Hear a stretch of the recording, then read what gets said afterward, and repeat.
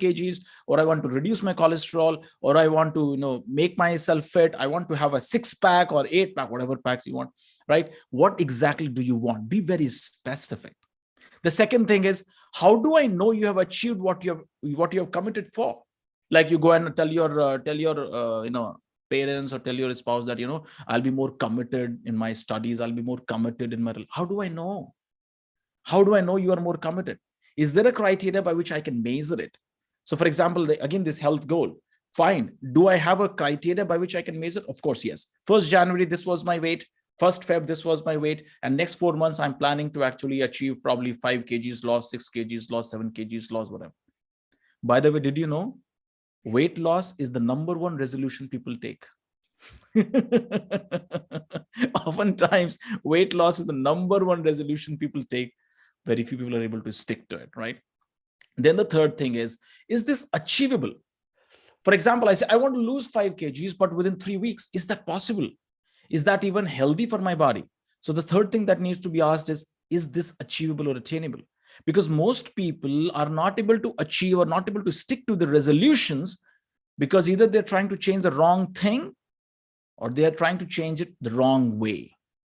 That's what happens. So maybe the goal that you've set for yourself is not even achievable or attainable. If it is achievable, oh yes, I can achieve this goal. People in the world outside have achieved this kind of goal, right? Then the fourth thing to ask is it relevant to me?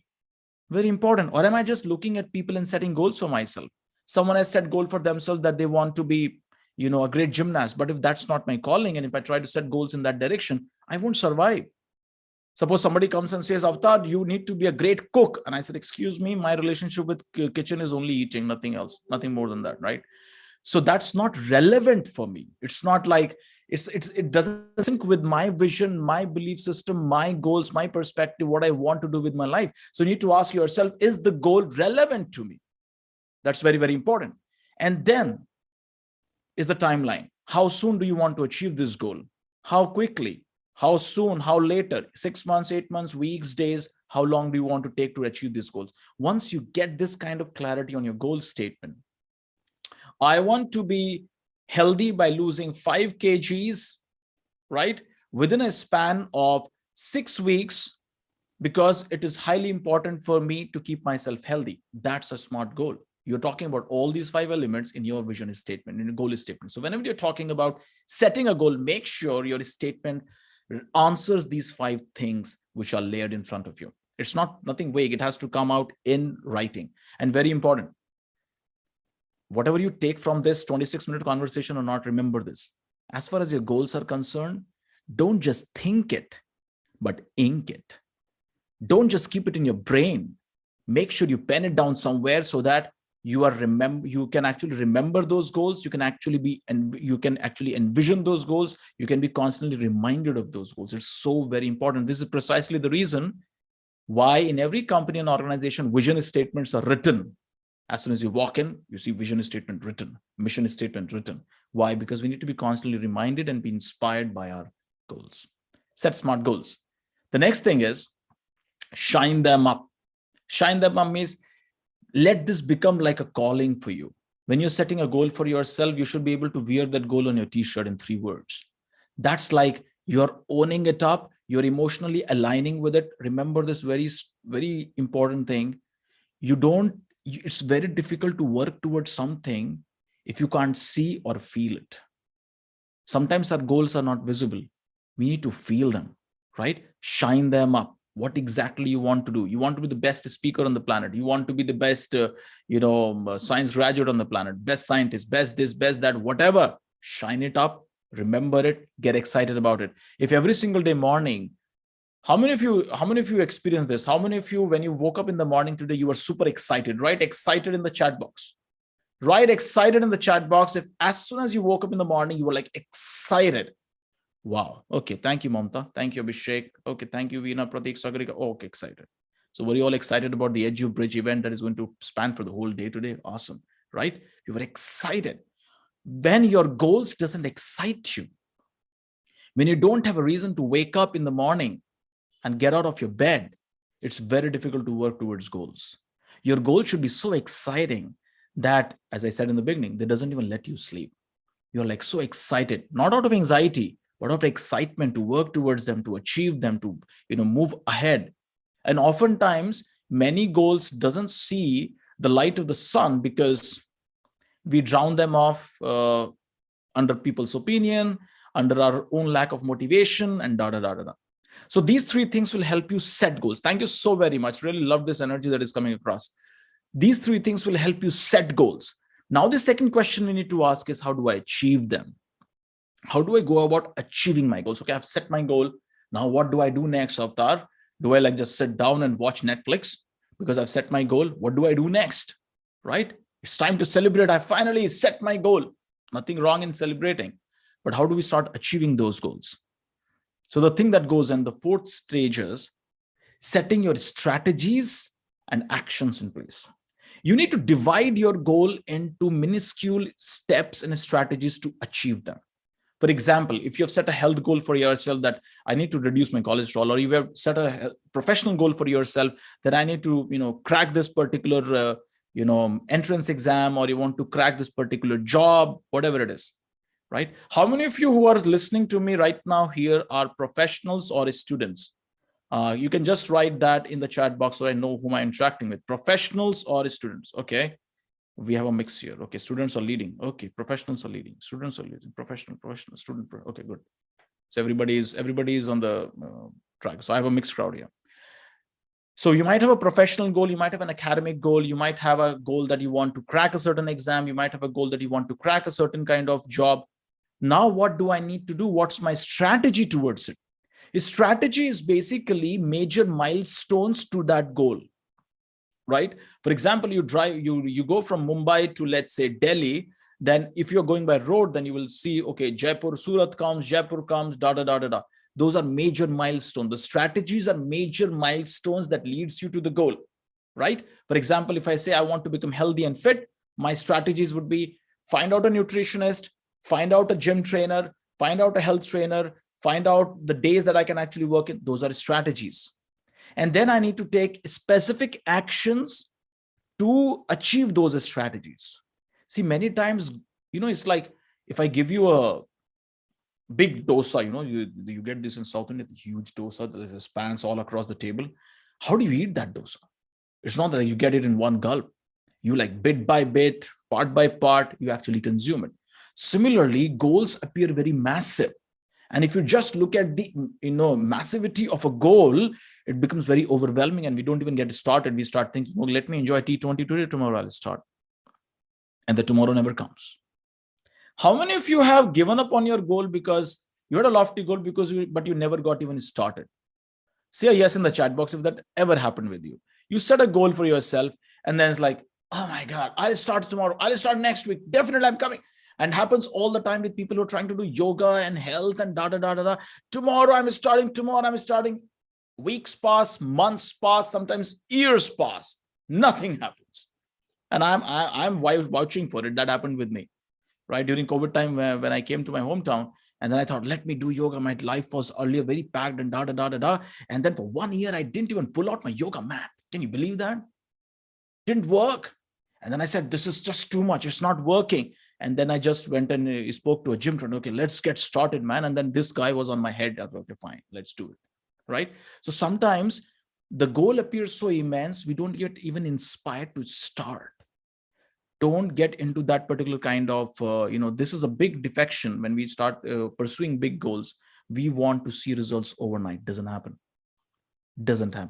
We need to break it down into strategies and actions which are pursuable, which are actionable, and that will help you get moving forward, right? Right? Oh yeah, Shraddha, I can totally relate with that. Plan before 1 month for exam, actually start 1 day before exam. Even day is good. Some people start overnight only. So that's a pretty interesting thing. Strategies and actions are very important. Once you have strategies and action, then you need supportive systems. What does this mean? See, people who lose and people who win, both of them have same goals. Correct? Both of them have same goals. Two teams playing a match, both of them have the same goal of winning, but only one of them wins. The one which wins is someone who has a better system. Maybe it is their training, their practice, their technique, whatever it is. Similarly in life, When we set goals for ourselves, we need supportive systems to support those goals. For example, let's say imagine, how many of you are early morning risers? Say early in the chat box. When I say early morning risers, before 6 a.m., not 11 a.m. Okay. Sir, I'm early morning riser. 11 a.m. is my context. Before 6 a.m. Early, before 6 a.m. Say yes, early. Okay. Okay, good. We have a slower response here. Okay, 4 a.m. Wow, awesome. 5:30, amazing. Okay, wonderful, right? Imagine somebody decides from tomorrow onwards, I'm inspired. I want to rise early in the morning and then do da da da da da. And he has set a goal for himself as 5 a.m. But then the previous night, he has friends over home, and then the party went to like 1:30 a.m. and at 1:30 a.m. at 12 o'clock at night, they had like half kg chili paneer and 1 kg bucket of ice cream, and then maybe some nice drinks over that. What are the chances that you'll be able to wake up in the morning 5 a.m.? It's not going to work. So people don't rise to the level of their goals. People fall to the level of their systems. People, we make that mistake. Oh, I don't have willpower. I don't have focus. I don't have no, you don't have systems to support yourself. If you have set yourself if you have set up yourself for something, you need to have systems which can actually support you to achieve it. So if you think, I need to clear CAT, I need to clear this exam, I need to break this professional goal. Now, what is my system that supports me achieve that goal? Maybe I enroll for a competitive exam preparation academy, or I start, preparing for IELTS or TOEFL or GR, whatever. What is my system to achieve that goal? That is very, very crucial. And therefore, after you set strategies and action, look at your life and see what changes do I need to make in my own personal life in order to achieve these goals. That's supportive systems, right? Once we have that, you have system, you have your goal, you have strategies and action, but the journey is too long, right? As a philosopher once said, if you want to go fast, go alone.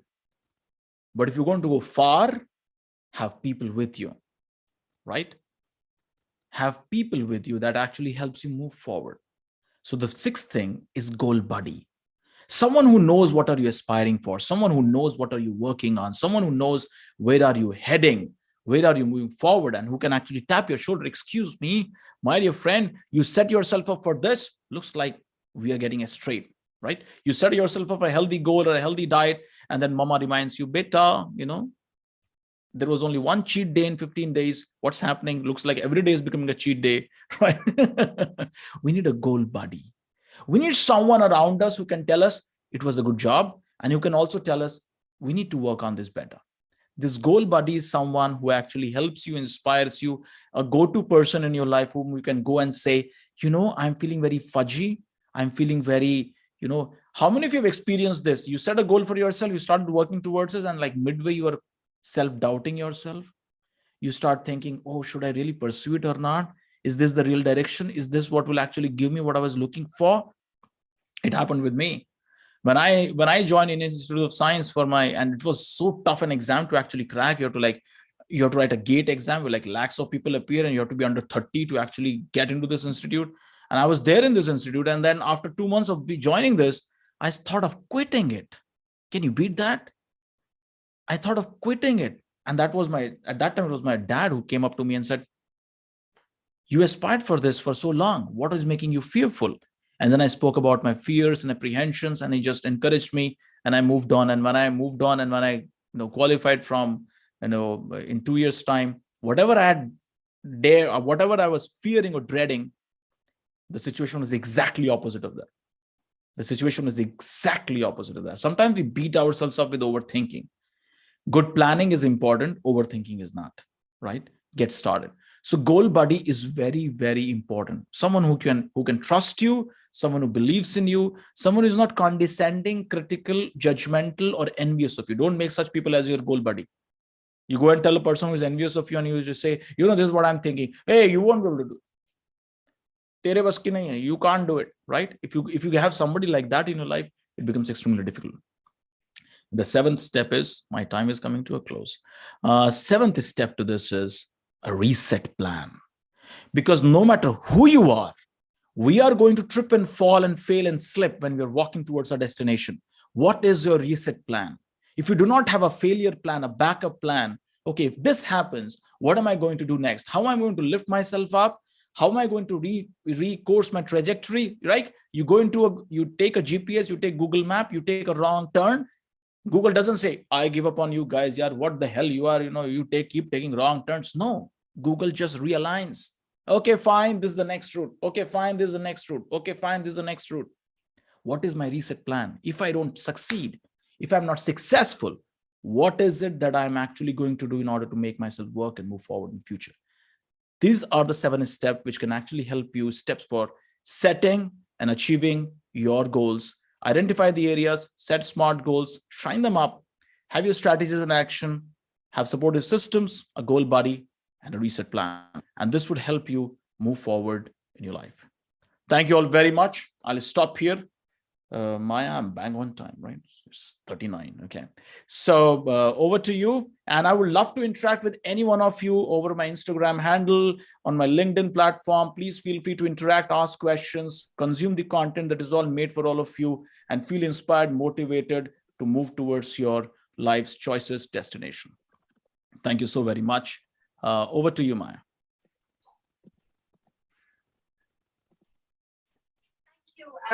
Mr. Leela, that was a very, very enlightening session. Our audience does have a few questions, but in the interest of time, it'll be great if we can email them to you and we can then connect with them and respond to them. Sure.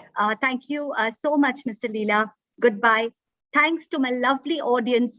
This event is being restreamed on Facebook, YouTube, Instagram, LinkedIn, and we have thousands of participants from all over the country. We really enjoyed this event. Stay with us. We have a lot more coming up. Now, moving on to our next session, have you wondered how important our CVs profiles really are? It is your first impression for a recruiter, and it either gets you to the interview table or it does not let you get to the interview table. However, in today's world, standard resumes are outdated and career portfolios are now considered the future.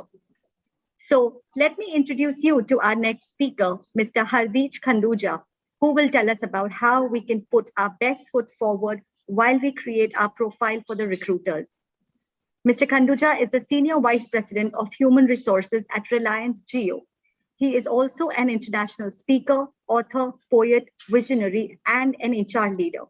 He's been conferred with HR Leadership Award, Pride of Nation Award, HR Personality of the Year, LinkedIn Power Profile, Global Leading Award, Top 10 HR Minds, Top 100 Global Thought Leaders of 2021, and Top 50 HR Leaders. Well, the list just goes on. Welcome, Mr. Khanduja. So now let's hear Mr. Khanduja's views about designing a career portfolio. Over to you, Mr. Khanduja. Thank you, Maya. You're able to hear me? Yes. Oh, that's great. You're able to see my screen? Yes, we can. That's great. So before we start, please give me a huge round of applause. You can post it in your messaging box there. I said, please give me a huge round of applause. Wow. Look, I do this beforehand because afterwards there is no guarantee. Today we are going to talk about designing your career portfolio. And what you are, look, each one of us design their career portfolio on their own, the way Donald Duck is doing. And I am fond of cartoon characters. So that is what I'm going to take you through. Before we move forward, I just want to do a formal, what do they do before movies?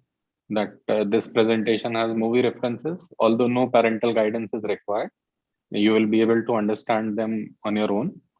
However, whatever I say, please try it at your own risk. Don't say that a guy with turban came and he told us something and then something went haywire. So apply your mind and then use it. All the images which I am using are there for educational purposes. Copyright is with the owner. Look, in this presentation, we are going to talk about very small things. And at the end of the presentation, if you are able to pick up one actionable thing, then the 26 minutes which we are spending together are worth it. So, look, life is all about how we see things. You're able to see the different perspectives. Yeah, of course, you will be, or you are able to see the different perspectives. So what is the need for the portfolio? Achha, everyone is saying good morning. Yeah, of course, it is a very good morning. It is a good morning of a Republic Day. So wish you all a Republic Day. Happy Republic Day. Coming on to why we need the portfolio. And you know this guy from Badhai Ho. What was the job of this person? This guy was a ticket collector. And he had this one job, which he did his entire life. In fact, like in case of my parents or the generation of my parents, people used to have one job, and that job used to be career. And that is how the word was: one job, one career. So if you have one job, one career, you actually need resume once in your career, or CV, you need to prepare once in your career. Each one of you have a CV. Everyone prepared a CV. I saw most of you are students, so you would have prepared some kind of a CV. Okay, somebody said no, sir, also. So that means CV is the basic thing, which, although she was saying that CV is dead, I will not go to that extent. If so many of you have CV, that means CV is not dead. We are trying to transform it. Now, after that generation, what happened? You've seen good doctor. Now, in case of doctors, what happened is that you change many jobs, but you have one career as a doctor. So you start as a doctor in one hospital, then go to another hospital, then go to another hospital, then go to another hospital, but you are still a doctor. And in case of most of the professionals who join corporates, we generally have one career and we change multiple jobs. Now, what is happening is the trend is changing, and there are people who are having multiple jobs and are having multiple careers. You would have seen this guy. His name is Navjot Singh Sidhu. He was a cricketer. Then he became a commentator. After doing commentary and all that, then he went into politics. Then he was also doing entertainment. And he is also a speaker, and he charges for all the things which he does. He is making money through multiple avenues.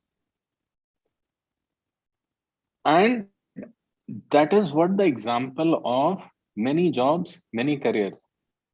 You see Shikhar Dhawan. I was watching him, Shikhar Dhawan. He plays such a beautiful flute. So he's a flutist. At the same time, the guy plays cricket. So you look at people. I will talk about myself. Many years back, I was attending one of the training sessions just like this one. And the trainer came and said, "What are you without your job?" And I thought, if I just remove my job title from my name, then what am I? And I started exploring myself that what am I? As of now, I am an inventor. I have patents in my name. I am a poet, international poet. I write by the name of Sardar Tughlaq. I am a business person. I am an author. I am a speaker. So I have created multiple dimensions of my personality. And it is not that I have done that.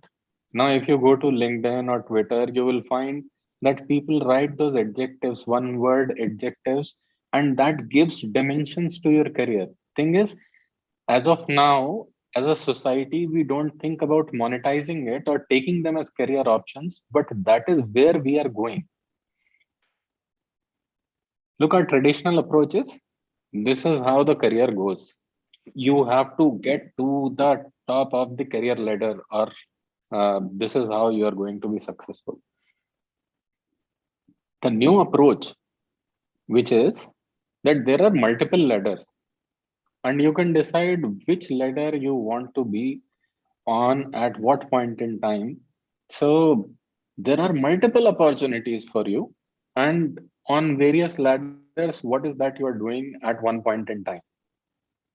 Now, if you have multiple ladders, suppose like most of you are students, so you must be doing events, right? Uh, you must be doing your completing your education. So when you are doing events, you are doing your education, then you have at least two things which you are doing. Like Pratibha, she has arranged this entire session. Uh, does she look like 50? To me, she doesn't look like 50.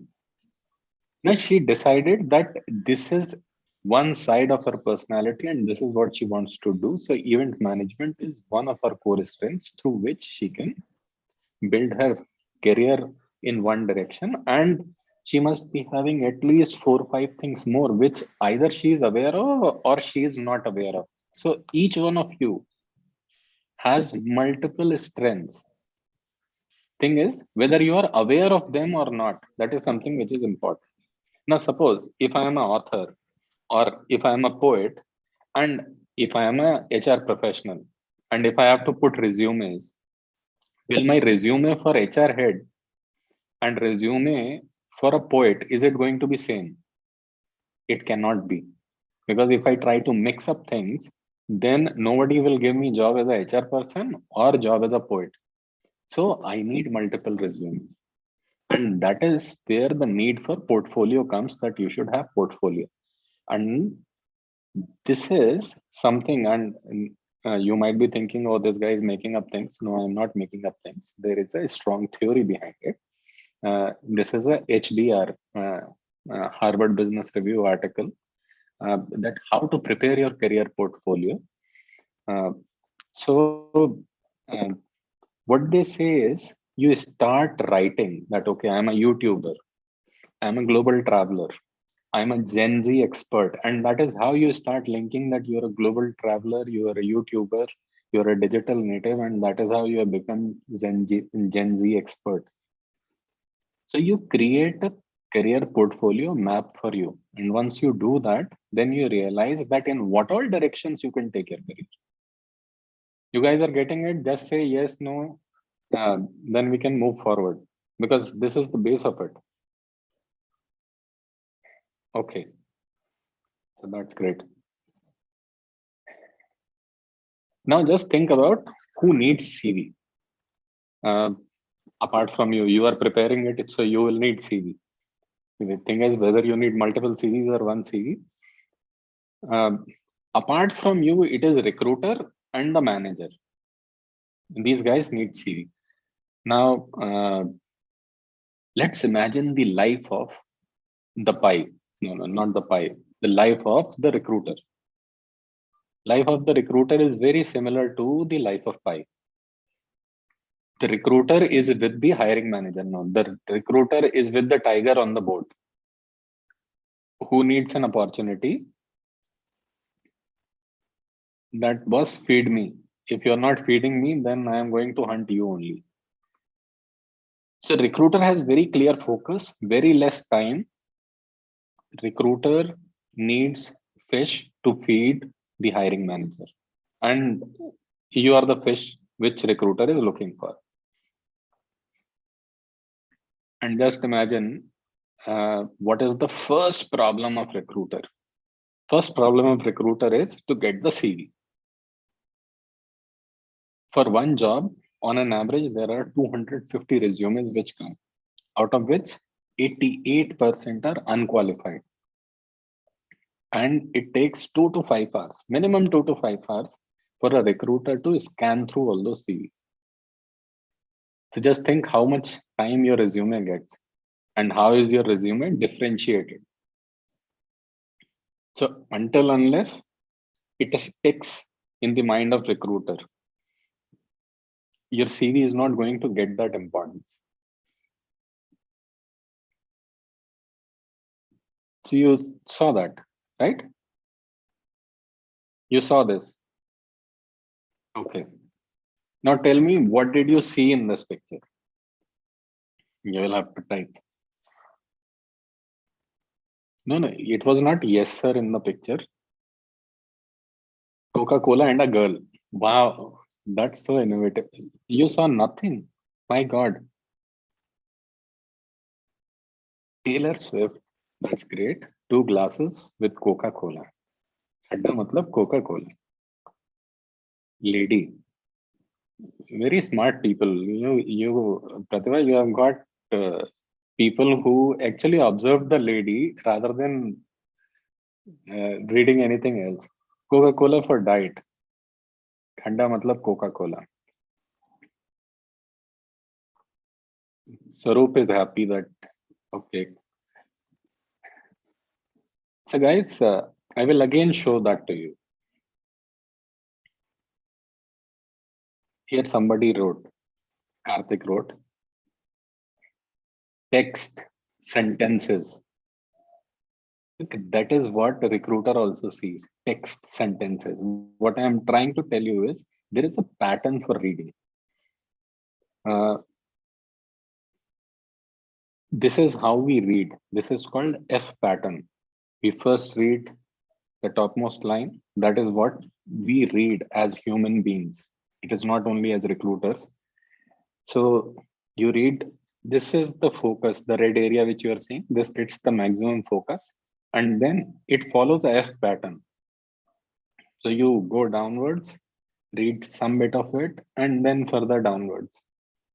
That is what you saw here when you looked at this. People looked at Diet Coke and then got stuck to the lady, then Taylor Swift, Thanda matlab Coca-Cola. Enter and you could win 2,500 rupees gift card. People did not observe that. Why people did not observe that? Although it is $2,500, because it is not written at the right place. So when you are preparing your resume, this is something which is very, very important, where you place content in your resume, because that is when recruiter is going to read it. And always remember, it is the F pattern which matters. Second problem, the recruiters have gone digital. So they generally search on their phone. So how much space you are getting, you can also imagine when you are searching using your phone. And then there is a third problem, which is called Superman problem. When recruiter is searching for a job or hiring manager is looking for a job, they are actually looking for a Superman. Means even if they need a man, they say they want a Superman. And this is what they get. I was talking about 88% irrelevant resumes. So like if a recruiter is looking for, I need a Java programmer, a full stack developer. I can also write, I am a full stack developer. You don't have a method to check. When I bring you on the table and then manager starts asking question and tells the recruiter, you are such an idiot, you don't know, this guy knows nothing about Java programming or full stack development. Then what do you do? So recruiters don't want to cut that sorry finger. So what they do is, here is the solution. If you follow this, you will find that you are giving a solution to the recruiter as well as yourself. One is when you're preparing a resume, you should have your design in mind. If you see, this I have taken from a site called novaresume.com. You can actually go, there are multiple templates there, and you can prepare your resumes. The guys who have not prepared resumes, you can go and pick from there. And understand things which you think are important. They should be at the top. Why they have placed the skills here or here? Because if you are going F, then you might read this. You will read this. You will read things like in this particular manner. Same way in this design also. So which design is good? Both the designs are good. It should be readable, and the things which you want person to notice, they should be at the top in the F pattern. Don't give too much importance to where my address is. If the person is convinced on your candidature, the person will find where your address is. It should be somewhere there in your resume, but and by address I mean email address or phone number. Nobody comes to your house physically to give you a job. Those were 50 years back. So readability, pattern, highlights, and most important thing is keywords. If you're looking at a job, in job itself, there are keywords what they're looking for. So if in your profile or CV, you have keywords, then it starts making sense. Now thing is, if recruiter has gone digital, then how will keywords help? So what you need to do is, you need to consider your LinkedIn profile as your resume. You need to consider your GitHub profile as your resume. You need to consider your Dribble profile as your resume. Look, that is where the portfolio concept comes, because if it is online, then nobody is going to look at your resume. That means you need to be online. And if you need to be online, that means you need to move to web. Most of the people, what they're doing right now is they're creating their own websites and they're linking all their achievements to their website. And that is what we mean by portfolio, that you are searchable, you have SEO, and that is why resume is going to be dead. It is not dead yet because all of you are preparing it. Very soon it is going to be dead because all of you are going to be online. That is what our recruiters do. They go to LinkedIn, they search different sites, and whatever basics are there in resume, you need to apply the same thing to the website you are creating or to the social media sites you are putting your details on. And make sure that having photograph is good, but like you saw, that photographs distracts the rest of the things. So make sure that photograph is not distracting where you want to highlight things. You guys are with me, not sleeping, hopefully. Acha, Bharat, you are sleeping. That's good. Okay. Acha, with me. Thank you, active. That's great. So you remember this lady? Game of Thrones? What is her name? What is her name? Daenerys, right? So you remember Daenerys had to go to Cersei that I have dragons. So that was her interview, that I have dragons. Now, if you go to someone and say I have dragons, the person is going to believe you? The person is not going to believe you for sure. Dragons are not there. So what she had to do was, Daenerys had to bring a dragon in front of Cersei. She landed with a dragon. Look, this is what my dragon is. This is how the dragon looks. And they had to put together in cage that what is coming for them. That, okay, we are not discussing Game of Thrones. Otherwise, whole session will be Game of Thrones only. What I'm talking about is, so when you are going in front of a recruiter in form of a resume or in form of a portfolio, what you need to showcase? You need to showcase. We talked about that problem that Malegaon ka Superman. So you don't want to be considered as Malegaon ka Superman. So you need to put your projects together. You need to put assessment scores. If you go to LinkedIn, there is something called, okay, what are your skills? You write your skills and then they say, take assessment. So moment you take assessment, they know, okay, this is one skill for which you have taken the test, and those tests are not easy. So they give credibility. Any kind of assessment you have taken, any kind of certification you have taken, so that helps with the keywords and it gives some credibility. And if you are doing, say, projects on GitHub or Dribble or Behance or LinkedIn, if you have loaded projects, that helps. If there are testimonials, that help. Using references is something which is very, very good. So try to use references. So you know Pratibha. So through Pratibha, if one of the guys who is going to be there in the session, you can actually try to connect with that guy. And if you connect with that person, maybe that will help you, if not in your first job, maybe in the second job or third job. That is how relationships work. And that is how testimonials work.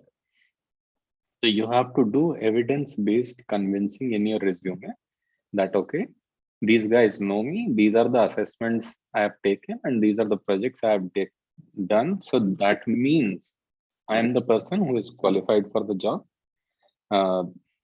So adding one more thing.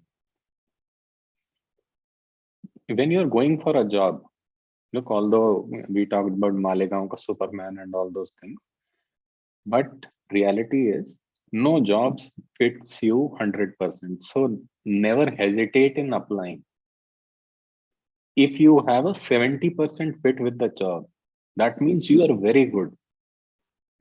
And this is one mistake which most of our guys do, that the relevant people don't apply because they think I am not the 100% match. And the person who is 10% match, that person bindas applies. And that is where recruiters get frustrated. So if you feel that, okay, I am somewhere around 60-70% match to the job, chances are that the job is yours. So have that confidence in yourself. And 60-70% is good enough. That gives you scope for growing in the job. Because if you're 100% match with the job, that means there is no growth for you in that job. You should not be looking for that job. You should be looking for a higher level job where you have something to learn on the job. And that's what I have to talk about today. So create a portfolio on web. It is not difficult to create a website and showcase yourself in the right manner. So Pratibha, Mamta, do I have any more time?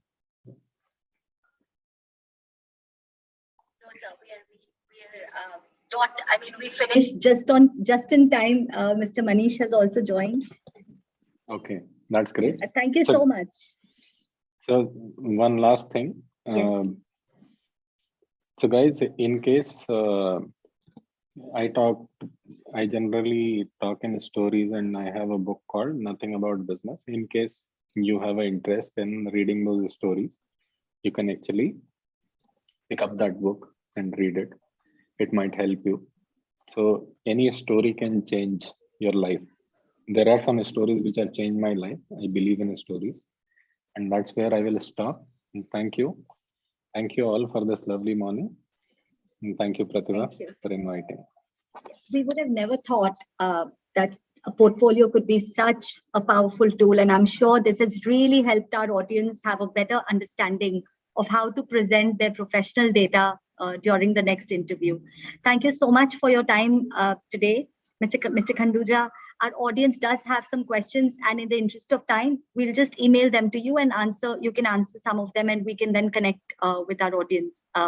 You can exit the session now while we continue on with our marathon of sessions. Thank you so much to my lovely audience as well. As you all know, this event is being restreamed on Facebook, YouTube, LinkedIn, Instagram, and we have thousands of participants from all over the country. Stay with us. We have a lot more coming up.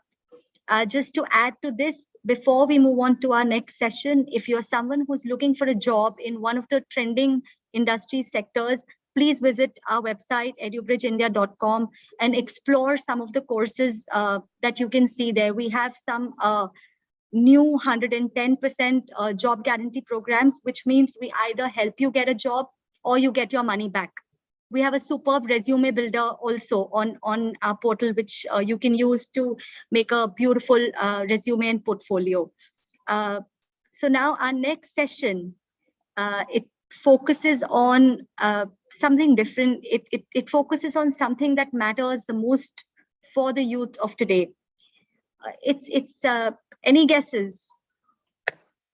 Well, it's money management, investment management, and financial planning. There's probably no one who doesn't think about it, right? To enhance your knowledge on investments, we have our next session on how to invest in government securities. And who better to talk about it than a representative of our very own Reserve Bank of India. Please join me in welcoming Mr. Manish Tiwari. He is the Assistant General Manager at the Reserve Bank of India. He has over 26 years of experience in fixed income and money market trading, treasury management, financial market analysis and strategy, training and development, NBFC regulations and compliance. Over to you, Mr. Tiwari. The stage is all yours.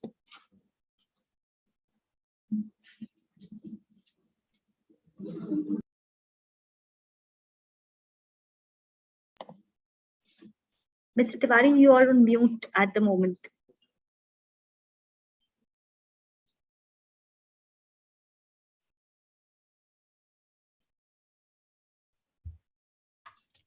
Very good morning to all of you, and I welcome all who have gathered here on this holiday, and especially the people from northern and northeastern state where there is a cold wave. Just give me a moment when yeah, now I think my PPT is being shared now. Yes, we can see your PPT. Yeah. Okay. So let's start the this particular session.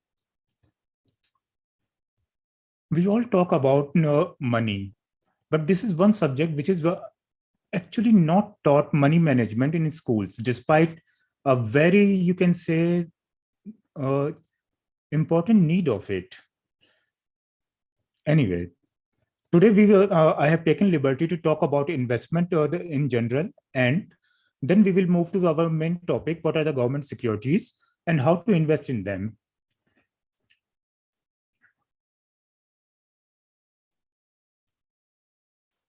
So the first question is, why do we actually want to invest? Just think of it. And the answer is very clear. We are very much inspired by Uncle Scrooge. And we want to have lots and lots of money to do a lot of things. But then again, why so much emphasis on money? Is it just a new age fad, or is it some people say that it is a trick by banks, insurance, and investment companies so that people give them their money? But it is more than that. If we talk about the Panchtantra or Niti Shatak or Jatak Katha, Chanak Niti, Aesop's tale, hundreds and thousands of years ago also, money was considered something which is an essential part of life. So why not give its due importance to it? Why not save it and make a better future? There was a tale in Panchtantra. I won't go into that, but the gist of it was that the person was saving 25%, 1/4 of the amount for future. 1/4 was spending on his parents, 1/4 of family, and 1/4 on charity and pilgrimage. It is something which was written many hundreds years ago. Now, if you go to the wealth manager, they will talk of many numbers like rule of 72, 24, 10, 50, 30, 20. But what is this 50, 30, 20? Again, it says something about how to utilize the money. 50% should be 50% of your income should be spent on your basic needs, 30% on lifestyle and luxuries, and 20% of or more should be saved. Now we see a common thread here. These two things are hundreds of years apart, but the common thing is that at least 20 to 25% of the money you should save. And despite the score of stories, I somehow feel surprised that money management is still not part of any school syllabus or anything. And we cannot blame a particular generation for it. This is the environment where we go on, especially in India, that talking about money is considered something taboo. But we not only need to talk about it, we need to plan it. We need to plan our future on it. Why? We will see just in a moment. It is not only that why we want to invest. It is why do we actually need to invest? Right now, I think the majority of the audience is very young, but our responsibilities increases over time. Family, kids, medical needs, lifestyle changes, migration to other cities, good health, good education, quality living. They are not only, you can say, luxuries of life, they are necessity of life, requirement of it. Life is unpredictable. A job can change, can even become obsolete. There can be migration to a new city. It might be possible that after marriage, a girl moves to a city where if it is a smaller city, then jobs for that particular skill set are not available. One might be expecting a baby and get twins or triplets. One might purchase a house and it goes on into a legal trouble for next 20 years. Like many examples we have seen in recent time in media, there are buildings which were ordered to be demolished. So what happened? Investment is something which provides a kind of cushion against all these kinds of unpredictable events. And at the all, isn't living fabulously is goal of all our struggle. We study, we do a job. Why? So that we can live in a good environment. We can provide our family a good, you can say, a good education, a good lifestyle. Now talking about some deeper reasons, because inflation is a truth. Everything is going to increase in price over the time. Some may reduce, some may become obsolete, move out like radios, but overall inflation is there. Things are going to increase in cost and price. Demographics is changing. Number of people contesting for school seats, professional education, jobs, everything is becoming competitive.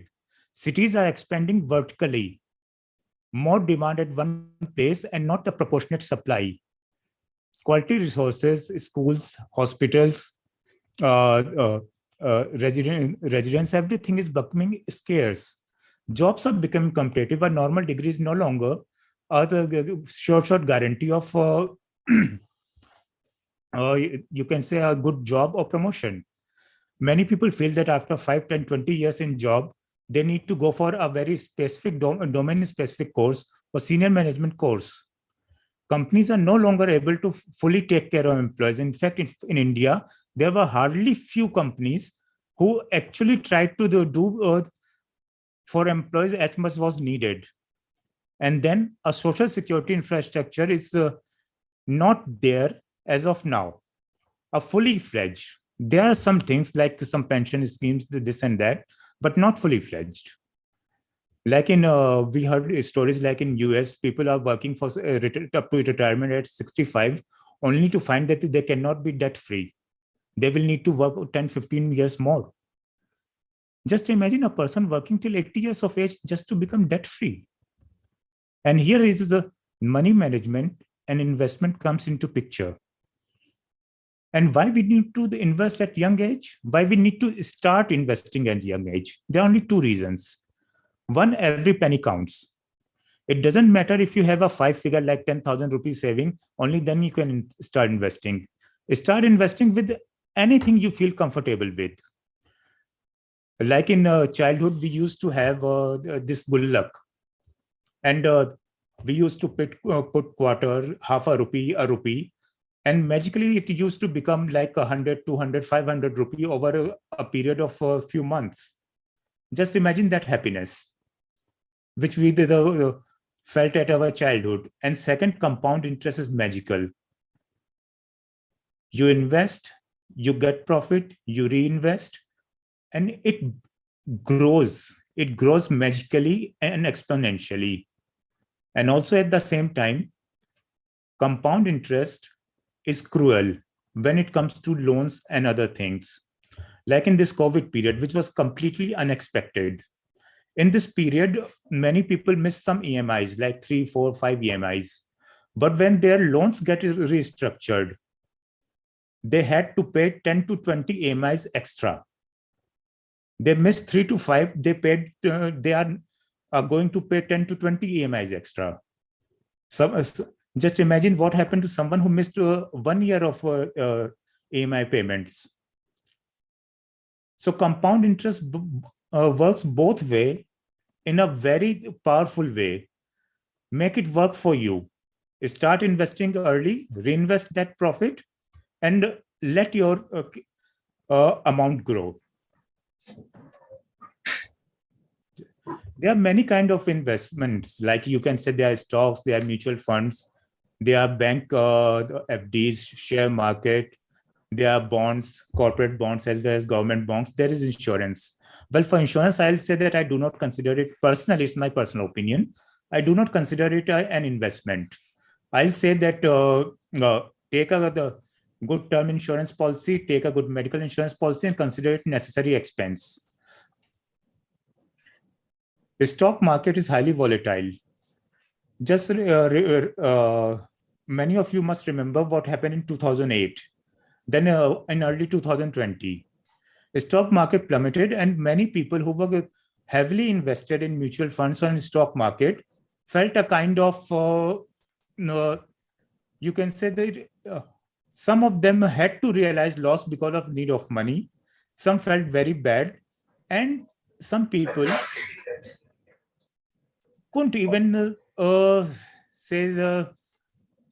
survive that stage to a very good manner.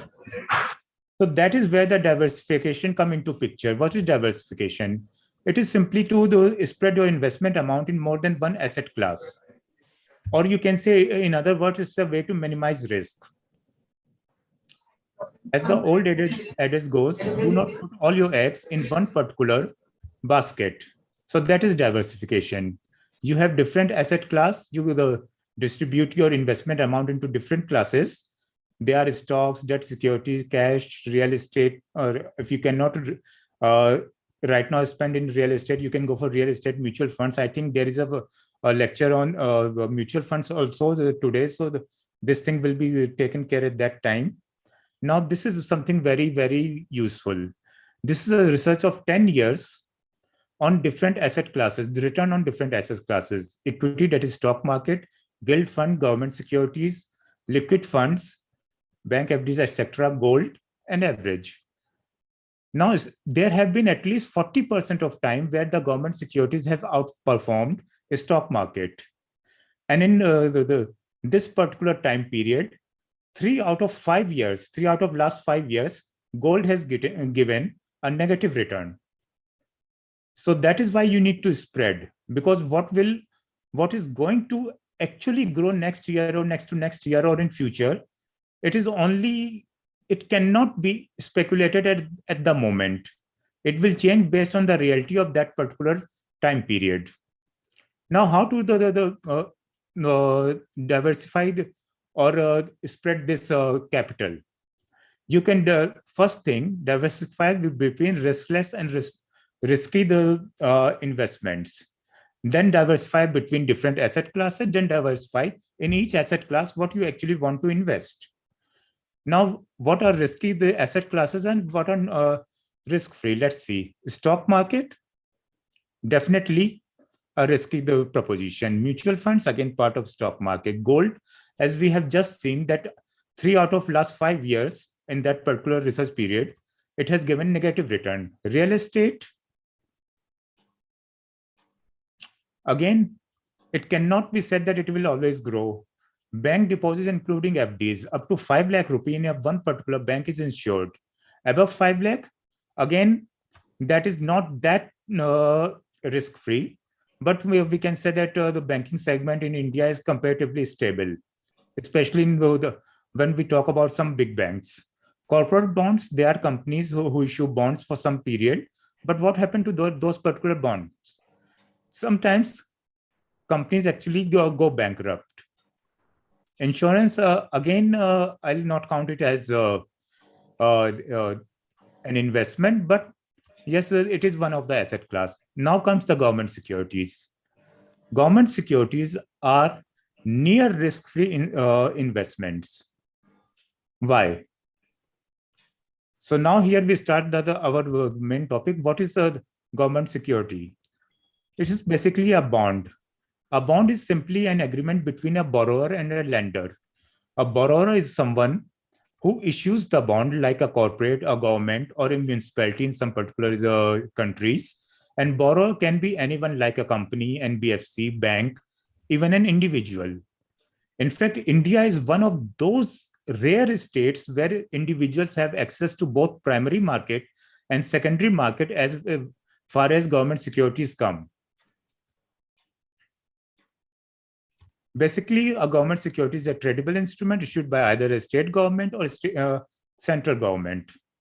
It is issued to fulfill, you can say, to finance particular projects or some schemes. Central government in India issues treasury bills, and what are treasury bills we'll see in a moment, and government securities. It practically carried no risk of default because it is in a way it is issued by the central government or state government, so it is insured to a very great extent. And central government securities are actually called risk-free gilt-edge instruments. Now, why you should invest in the government securities? Like compared to cash or gold, holding government securities is easier. You get your interest every 6 months. It provides the maximum security because of sovereign's commitment, can be held in dematerialized form, available in wide range of maturities from, you can say, 91 days. In fact, they are less than 91 days to as long as 40 years. There are government securities which are maturing in 2061.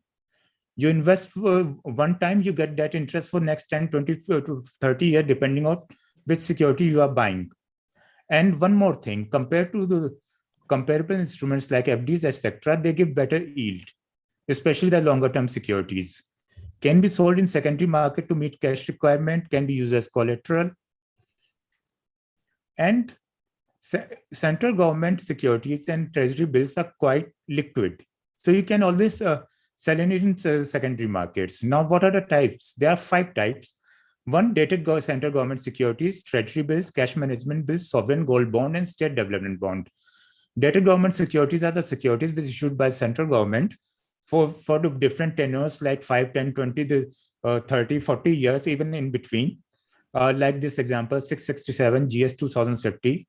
667 is the interest rate at the time of launch. GS is central government security, and 2050 is its maturity date. Then there are treasury bills issued for 91 days, 182 days, and 364 days. These are some examples. I will show you on the website, their yield, etc. Cash management bills are simply like to treasury bills, but issued for less than 91 days, like 84 days, 10 days, 29 days, etc. Sovereign gold bond is something which is very unique.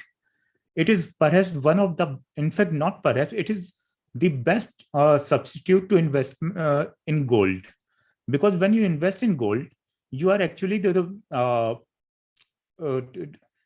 paying many of the charges. While investing in sovereign gold bond, you are not paying those charges, like making charges, like taxes, etc. These are issued in 1 gram of gold, and a person can invest up to 4 kilograms per year. So it is a huge amount you can invest in that. Tenure is usually 8 years, but can be sold after 5 years. And you also get a 50 rupee per gram discount compared to physical gold. And they also give you an interest. It is just not that you are buying gold and selling gold. You are also getting a particular interest on them per annum. And then there are state securities issued by state governments. There are two types of the issuance in two types in which government securities are being traded in India. One is primary issuance, which happens on weekly basis. You can get calendar on RBI website, and then secondary market. These are some yield. As you can see that currently the 25 years and above, the last two rows, the yield is nearly 7.16 to 7.3%. Whereas the FDs, the maximum yield you are getting is 5.25 to 5.6%. And if you go for a smaller tenure, then it is like 2.9%, 4%, or something like that. Now, take these two examples. What happened? You invest in FD for 5 years at 5.25%. You invest in 30-year government security with 7.2% coupon. After 5 years, this difference will come. Like the interest you will earn on FD will be around 29%, and the interest you will earn on this security if you sell after 5 years will be 42%. On the premise that you are reinvesting the coupon. Now, what happens if there is some need and you actually need to sell the security after 6 months? Banks will actually penalize you for that, and the actual interest you will get will be only 3.4 to 3.8%. Whereas a government security, if you sell after 1 week, this particular security, if you sell after 1 week, if you sell after 6 months, if you sell after 30 years, you will get the particular interest on which you have purchased it. That is in this case 7% plus. Now, gold bonds versus physical gold. The quantity of gold which which an investor pays in the sovereign gold bond remains protected. For example, sometimes we buy particular gold from a jeweler, and when we go to sell it, they say then now though we have to deduct this much charger, deduct this much making, deduct this much dust, then GST, and then other things. Then the physical gold, there is always a fear of theft or robbery, while SGB always remain that. So if someone is really thinking of investing in gold, then SGB is perhaps the best option there is. Now, how to invest in government securities? There are debt mutual funds, which is a passive way. They are stock market, but only I think 4 or 5 securities are available. And then in November, RBI launched this RBI Retail Direct Scheme. What is it? It's a, you can say, a one-stop solution to buy and sell all kind of government securities in India. You can open a retail direct guild account directly with RBI and invest through it. You can invest in the primary issuance. You can access the secondary market through NDS Home. These are the 3 websites where you will get all the information. rbi.org.in, that is RBI website. You will get the calendar. You will get the auction announcement. You will get the auction results. Then CCIL India, you will get all kind of information through that. And the RBI Retail Direct. Let me show these 3 websites to you. Just a moment, which one I am sharing.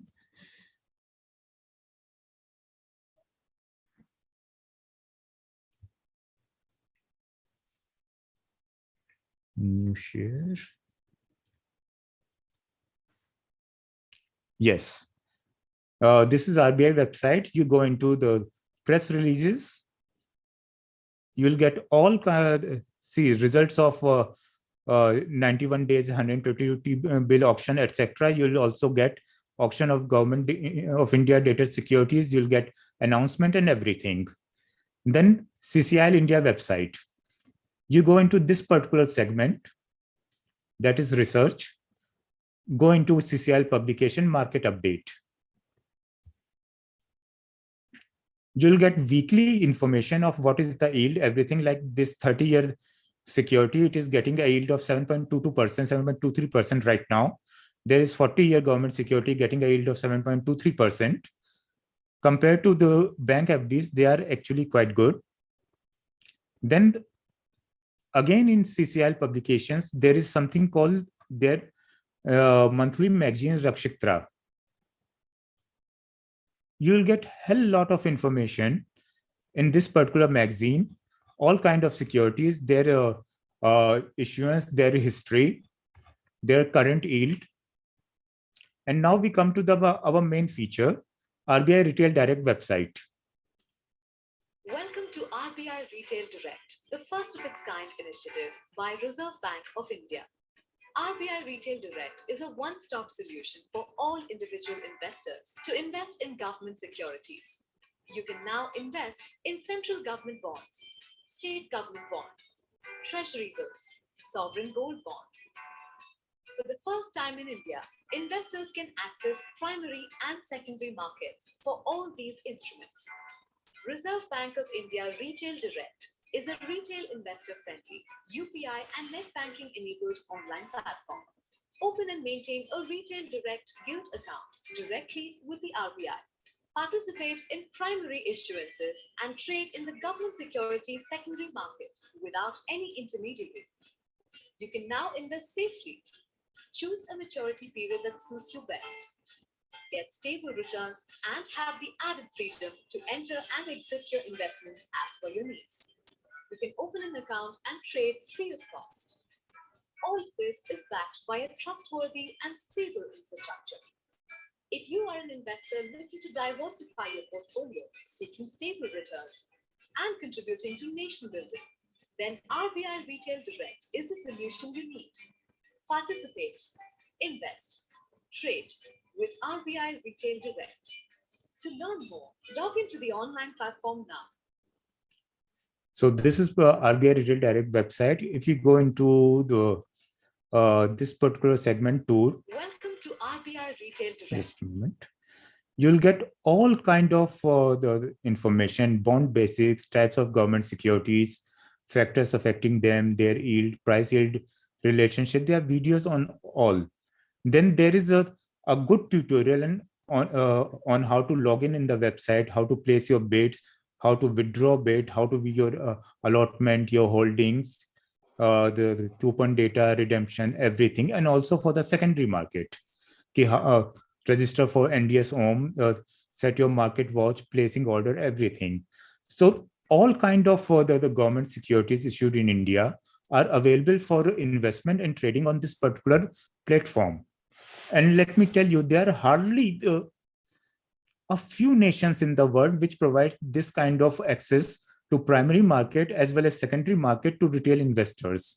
So this, someone who wants to diversify the portfolio, who wants to invest in government securities, this is a one place solution available to you. So this is my entire presentation. I have rushed it because I wanted to cover too many things. If there are any questions, obviously, please leave them. And I will be able to try to give the answers to as many as I can. Thank you. Thank you. Thank you, Mr. Tiwari. This was absolutely amazing. So many concepts, so much clarity. With the growing ease of investment, now government security should be considered by more and more youth as an option, moving forward. Thank you very, very much for sharing these valuable insights, Mr. Tiwari. Our audience does have some questions, but in the interest of time, it'll be great if we can email them to you and, we can take them up and communicate your answers back to the participants.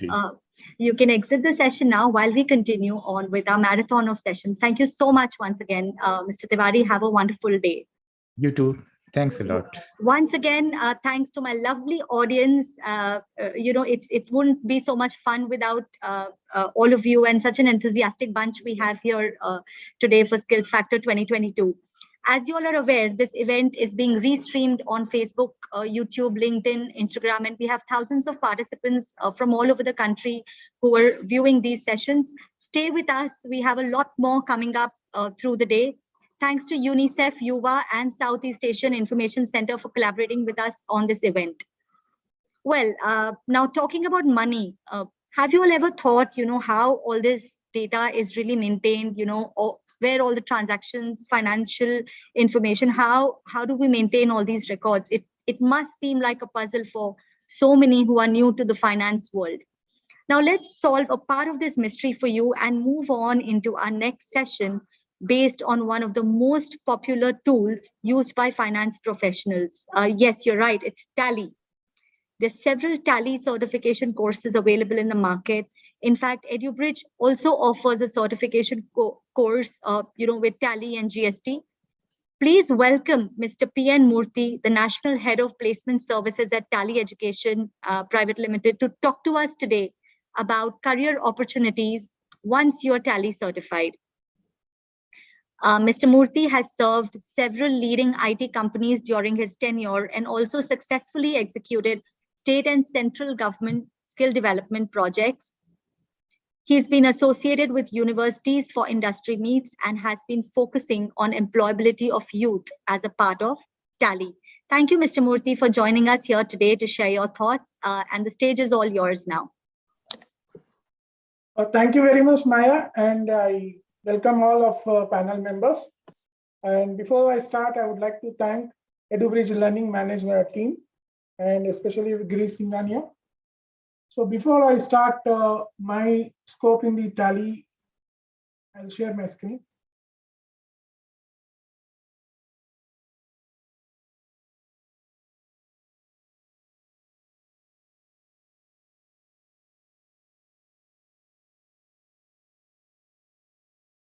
So before I start my presentation, I would like to know, already I've come to know that there is a mix of freshers and working professionals. So my question is, how many of you have trained in Tally and how many are going to learn Tally? So say yes or no on your chat box.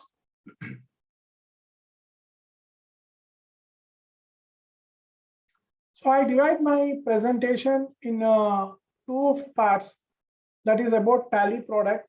Then I'll come to the certification, what is the benefits of the certification and all that. So Tally is a product which started 3 decades ago, which is by Mr. Samsundar Goenka and his son Bharat Goenka in 1986. The company was first started with a Putronics, then renamed as a Tally. And Mr. Bharat Goenka in 2020 is being received Padma Shri honor from the Government of India for his contribution in the field of trade and industry. Today we see 3 decades since it was founded, Tally product, with millions of users, especially from the MSME segments.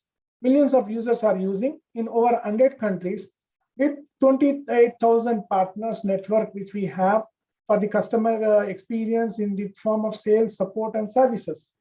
So still the strong research and development division, Tally strives to deliver innovation excellence in the enterprise resource planning software for small and medium businesses.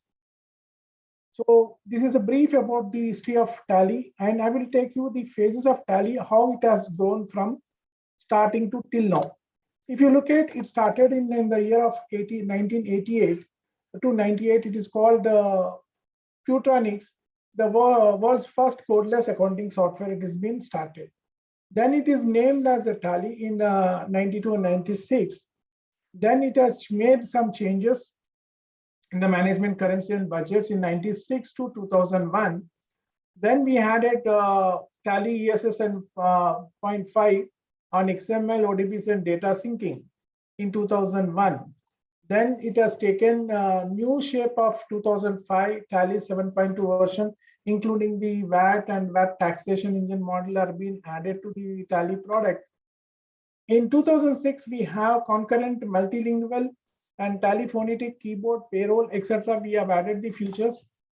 And also in Tally 9, all our need to run your business performance, we have customized a lot of features in the 2006. And in 2009, we started Tally ERP 9A series, the trusted remote access auditors edition, manufacturer excise support and center. Then 2015, we have released 5 simplified taxations on demand sync and PDC management. And in 2017, released 6.x, which is GST for India and VAT for UAE and Kenya, things we have added. And finally, Tally Prime, we have launched in 2020. This is the journey of our Tally product, which has taken so many phases, which is serving the millions of MSME client base and also taking the advantage of millions of jobs in this Tally world. Why Tally is most used accounting software in India? That is what there's a big question mark we have. Why do we have that? So Tally made accounting easy and affordable to everyone. The aim is to develop the product to be used from shopkeeper to the MNC in the same time. That means this software can be used from a small-time business person to a larger industries like MNCs we are talking about. Anybody can go and just buy the basic version of this Tally, and he can use as a plug and play without any assistance from his accountant and finance expert. In other hand, MNCs can buy advanced version where we have the servers and all that, which they can use for their network of these remote accessing, etc. Everything they can work on that. Tally is easy learning as a typing and browsing on a computer. Who have basic knowledge of accounts like credit, debit can start manage their financial activities almost immediately. The person who having a knowledge of basic accounting, self-learning is very important. You can go through Tally that an easy way. So that is how this software has become very popular. It is being accessed by everyone. I can say guaranteedly who have the skills of Tally today is nowhere seen unemployed. This is a challenge I'm throwing also in the forum, in the public. Any guy who has got a Tally skills immediately is being skillful and employed immediately. So the features, if you see the latest version of the Tally Prime, which complete the business management for small and medium businesses, helps to manage accounting, inventory, banking, taxation, and payroll, and get rid of complexity in turn of focus of the business growth. Tally Prime majorly focused on the MSME's business management tool. Now, what are the features we have added in the new version is invoicing and accounting, inventory management in detail, insightful business reports, GST and taxation, credit and cash flow management, multitask capabilities, go-to-feature, banking, access business data online, secure data. These are the primarily new features which would be seen in Tally Prime. And let me start now, that is about the product. Now I'm coming to the education division, which I'm heading the placements in this division. Now we have called Tally Education Division, comes from the House of Tally and serves education initiative from Tally Solutions. It goes without saying there are creator of country's simplest and popular business software, that is Tally. 4 years of domain expertise, we bring the best in the industry learning courses and certifications and accounting on Tally Prime. So we need to understand the demand of Tally certification, Tally courses, honor your skills and increase chances for higher pay, a better job prospects and career opportunities. So first, it is not only a Tally certification, any certification, it has got its own importance. I would like to throw some lights on what are the importance of the certification, why certification plays an important role in the job market. So there are certain key factors. Certification helps in learning new technology skills, abilities for specialization, earning new certification and advanced certification. In a particular area,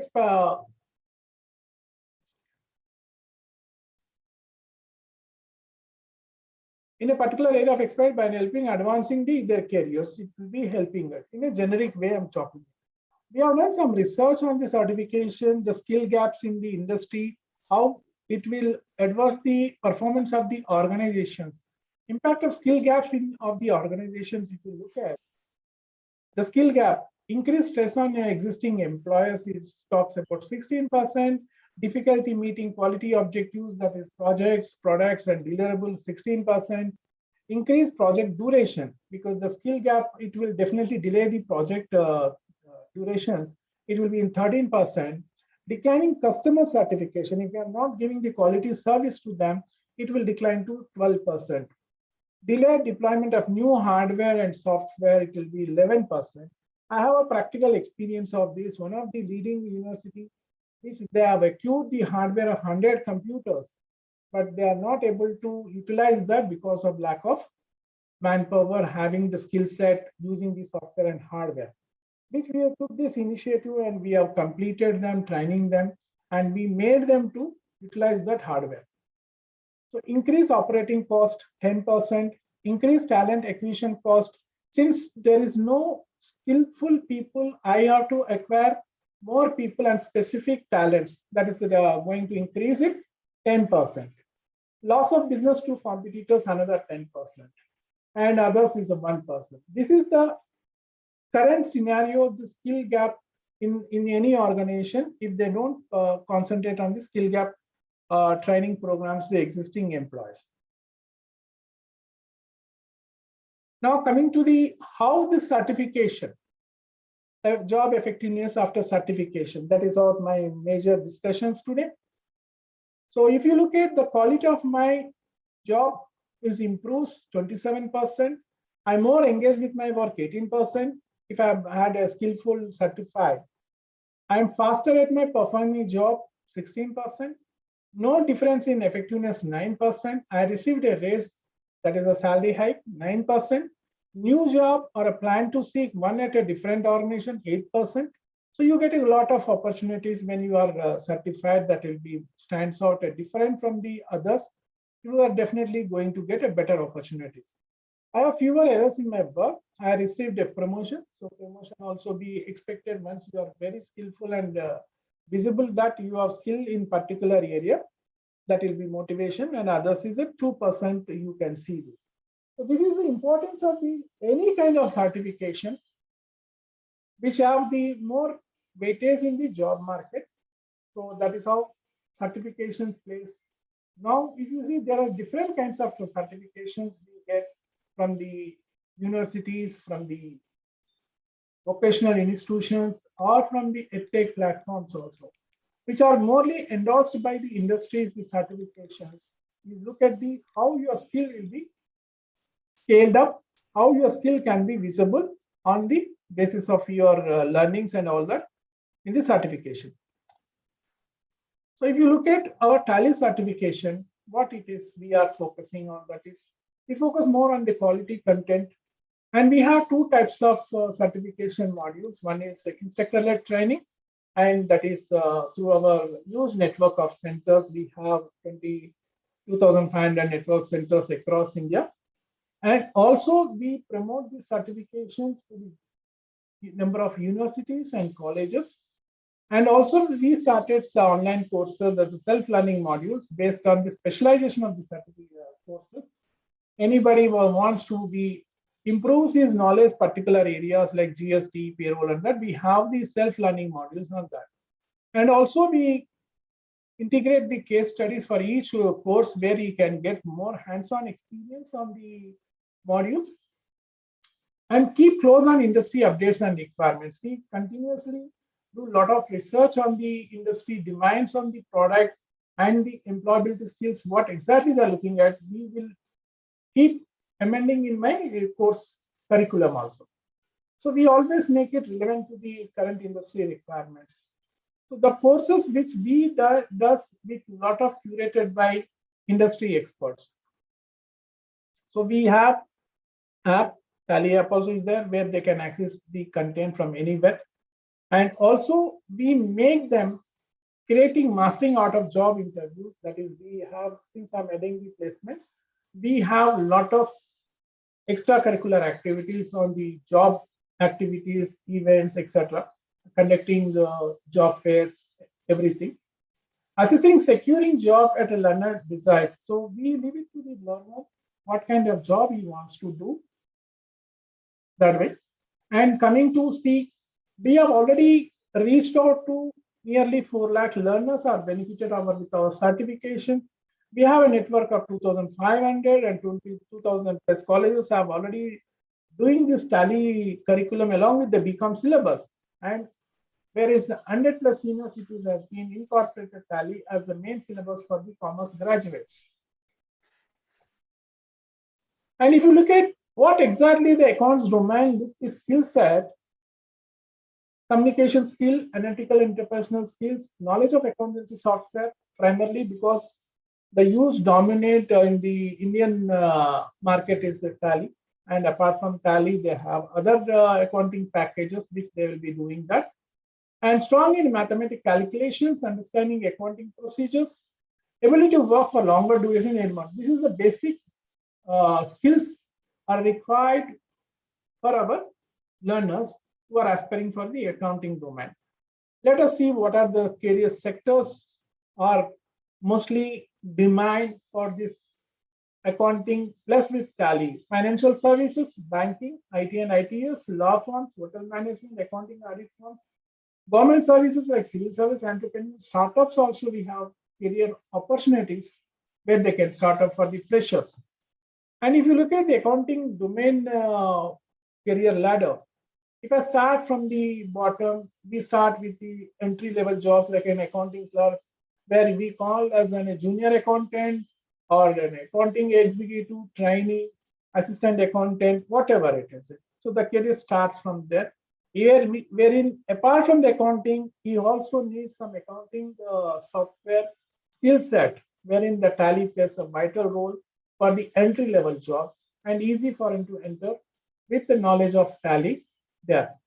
Then also about that accountant, financial analyst, financial accountant, tax accountant, accounting specialist, whatever the criteria they have.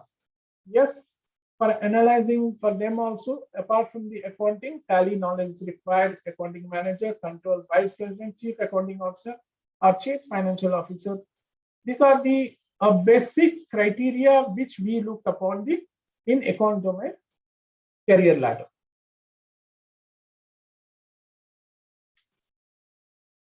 So any kind of skill set, if we are looking at, there is a continuous learning process is required toward their career as to become a professional. So thereby this skill set enhancements either through certifications or assessments are very much demand in the industry today. And also we need to learn, one thing is unlearning process. Unlearning is also one of the learning process. What all we learned past which are no use for today, we have to start now unlearning that process and start learning the new things.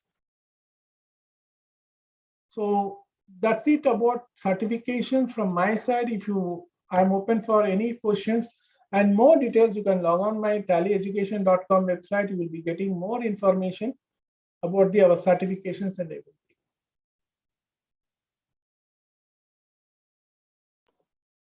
I'll wait for any questions. Thanks, Mr. Murthy. I'll just check if we have any questions yet. Yes, otherwise they can mail to us. We are ready to answer it.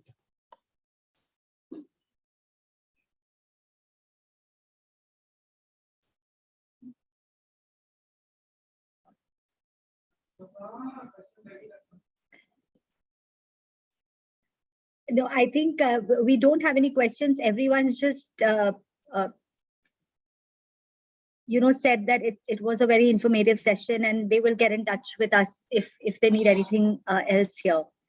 Great. There is a question which just came in from Jyoti. She says, how soon can I learn tally to enhance my profile? So she's probably asking, what is like the quickest time frame within which someone can learn tally? Yes, thanks for the question. The duration, it depends upon how fast you can learn it. I can say maximum 1 month, you can become a tally expert also. There are two things, which is, as I told you, two kinds of models we have, self-learning, as well as you have ILT also. If you start learning self-learning 1 month, you can be completing. Superb. Thank you so much, Mr. Murthy, for sharing these valuable insights. And, it's evident from the chats that our audience thinks that it was an extremely informative session. There are several people, who've expressed their interest in tally and learning tally and all of that. This was amazing. I'm sure our audience will go back very, very happy from this session. Mr. Murthy, thank you so much. You can exit the session now while we continue on with our marathon of sessions. Have a very good day. Thank you very much. And thank you all. Thank you very much.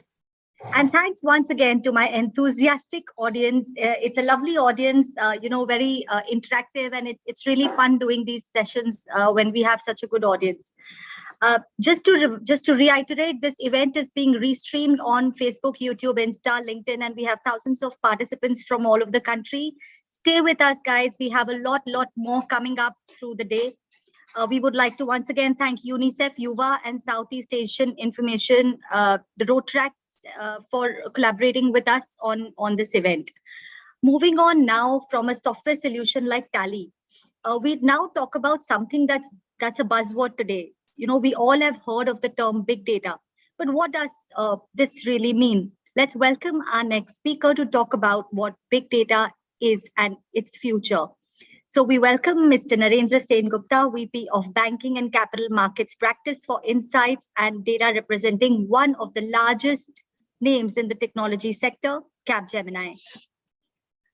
Mr. Sen Gupta has more than 2 decades of extensive technology consulting experience at leadership levels in strategy, analytics, business intelligence, visualization, MDM, and digital transformation. He has also worked with the big fours like Deloitte, EY in leadership roles. He has helped set up the enterprise analytics, digital data strategy for various organizations and focused on consultative selling, developing, and practice building. He brings in a strong relationship and network in the current marketplace and strong global experience, working in countries like India, USA, and Japan, and serving multiple local and global clients. So welcome, Mr. Sen Gupta. The stage is all yours. Thank you, Maya. Thanks for the fantastic introduction, and thanks for the opportunity. So good morning, everyone. As Maya introduced myself, I am Narendra Sen Gupta. I lead the banking and capital markets data and insight practice for Capgemini. So a very happy Republic Day. And so here, let me share my screen, and Maya, do let me know if you're able to. Yes, sir, we can see your screen. Right. So today's topic is big data the future? So today, what I'm going to do is I'm not going to bore you to death with multiple slides, but I'm going to focus on few key things, right? Which is going to be the key takeaways. It's 26 January. It's 20 minutes, 26 minutes of session, at least, and you are investing your time. I expect that at least you get 3 key takeaways out of this session. So I'm not going to, there is so much of information on big data on the web, but my session of the next 25 minutes, considering 1 minute is already gone now, is going to focus on the, the considerations, what is making big data successful, how organizations are getting and society are getting impacted. That's the focus I'm going to have, right? So let me start with a joke, right? And you will see this in a lot of the boardrooms or in our discussions. Like in the boardroom, everybody says, let's solve the problem by using the big data, the cartoon on the left. But many people don't have an idea that what is big data and what it takes to solve big data and declare victory, right? Similarly, if you look on the right hand side, it says, probably we have not scaled in big data, but we have scaled in our stupidity, right? So just on a lighter note, but getting into the context and today's session, I'm expecting there would be 3 key takeaways that you would have out of this session, right? The first one is big data is not just about collecting data. It is not about technology. It is an outcome that you get by implementing big data that's defined as success. And while I'm talking through the session, I'll make sure that I reiterate the key takeaway, which is very, very important for us who is pursuing this field or want to make a difference to the clients or to the society or to the planet, right? And we'll talk about it. The second, the capabilities needed to make big data success. It's just not technology. It is also about different capabilities, which every organization, which people have started realizing that, you can't just be a technical guy and solve a business problem. It requires a team. It requires a team of different capabilities to solve the business problem.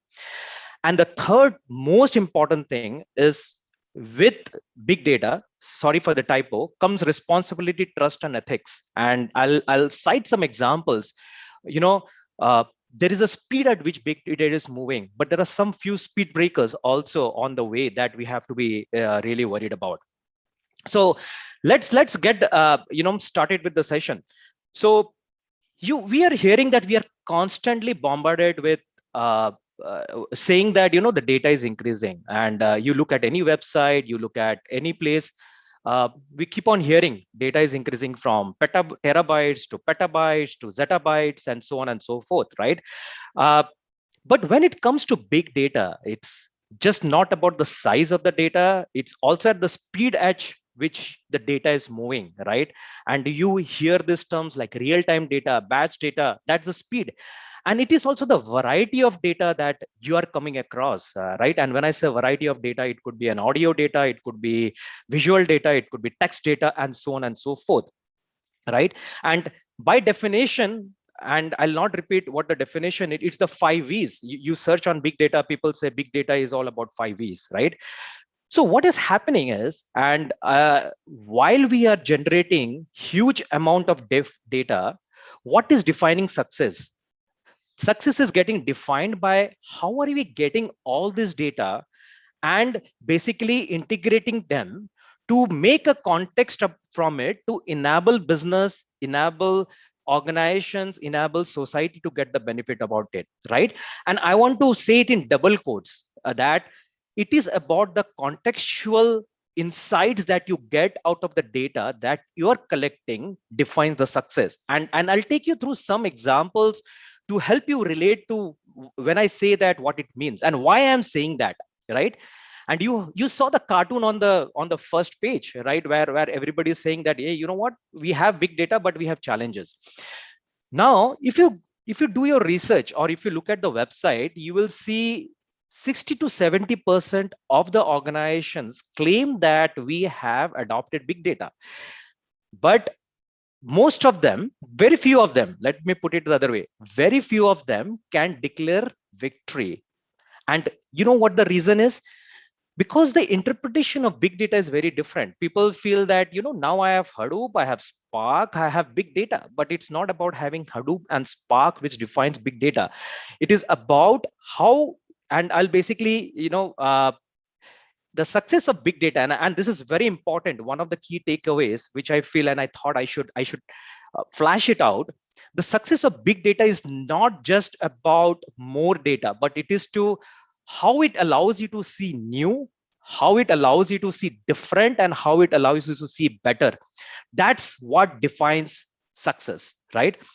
And the question comes is like, I'll go to the back to the topic, is big data the future? Of course it's the future. And why? Because we are seeing that data is getting generated more and more.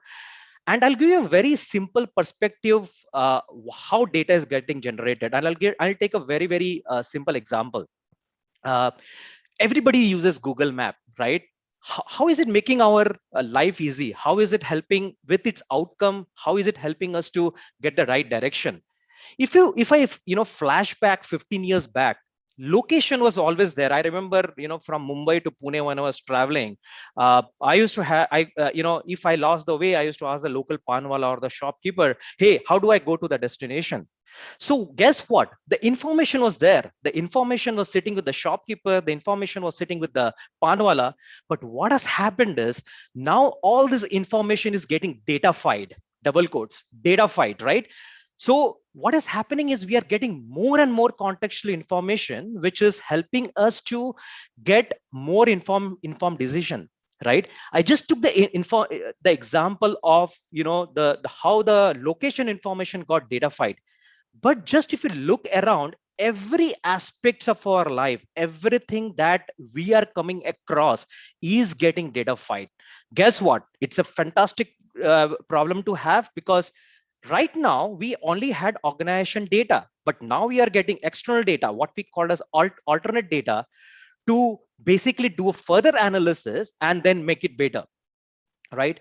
So it's important that, coming back to the factor that how big data is helping organizations, right? And I'll take very simple examples, but I will tell you like how big data is impacting our planet, how it is impacting health, and so on and so forth. So you must have read multiple use cases, right? Organizations are using big data to give personalized experience to their customers so that they can cross sell, upsell. All those case studies are there. But let me talk about some examples, which I feel is very exciting, and it's going to be very exciting for you as well, is how big data is saving the planet. And I'll take a banking experience here, considering that, I'm in this field. So there is this, we have been hearing about, is the Earth as a planet going to be there for the next 50 years, 70 years, 90 years, right? And And why this indication? These are the symptoms which came our way, because we thought, you know what, the temperature is increasing, maybe the ozone layer is depleting, right? So on and so forth. But what has happened over a period of time, the weather data got datafied, the temperature got datafied, the carbon emission data got datafied. Now we are looking at the data. Now it is triggering the thought, you know what, the situation is not really good. We'll have to really do something. So what is the banking industry doing in terms of, which is a very important trend, somebody who is into the banking industry, but it's true for the other industry as well, is something called as ESG, environmental sustainability and governance, right? What does that mean is, and it's a very complex problem to solve, but I'm just trying to make it easy for the audience to understand. What is happening is, in the banking industry, the regulators are basically telling the banks and the investment companies to publish a ESG score. And what is a ESG score? A ESG score is that if I'm a bank, right, and I'm the bank who is giving loans to data mining industries, right? If I am giving a loan to, industries which is polluting the environment, right? High chances, if my loan portfolio is 70%, the ESG score would be lower, right? What happens in the result is, now as responsible citizens, I'm assuming, which we are, right? And the millennials who are caring about the environment, they look at the ESG score of the bank and say, oh, if the ESG score is low, do I need to do a transaction with the bank, right? Or if the ESG score is high, I should do a transaction with the bank, right?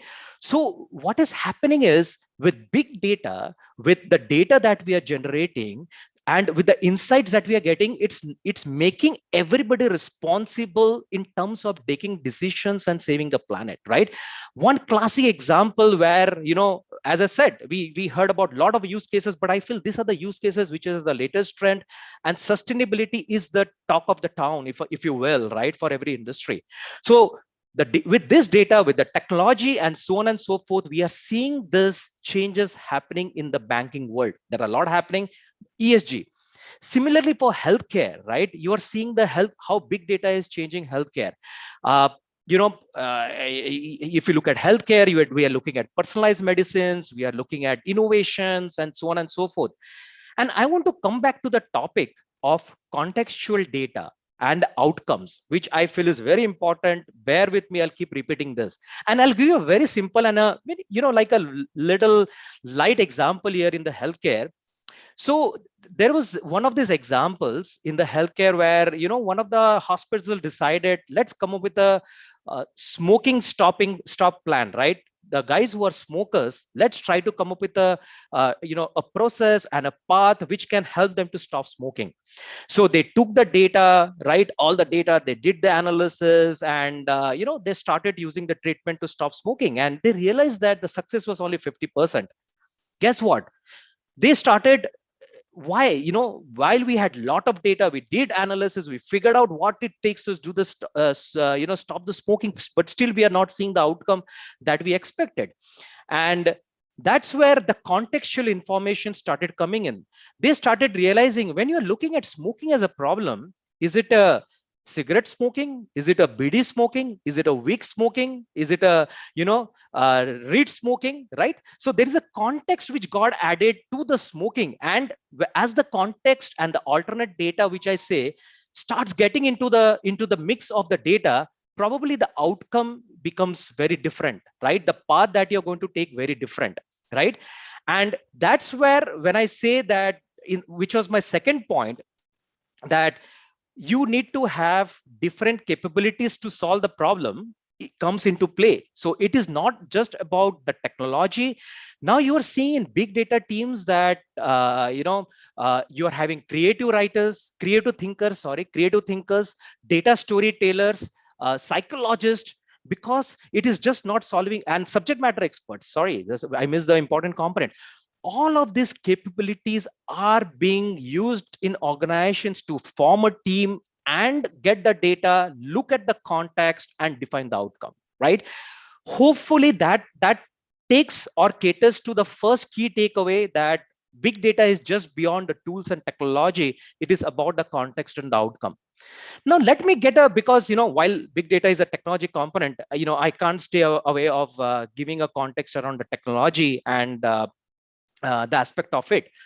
Now, what has changed with big data? It is the way we go about doing the analysis. Now, again, let's flash back a little bit. 10 years back, what we used to do is data used to get landed on our OLAP system. Data used to get landed on our OLTP system like Oracle or some other database, and then data warehouses.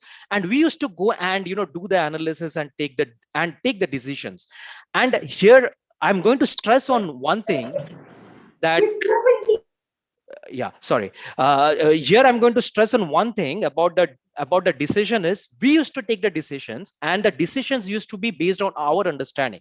That's what it was.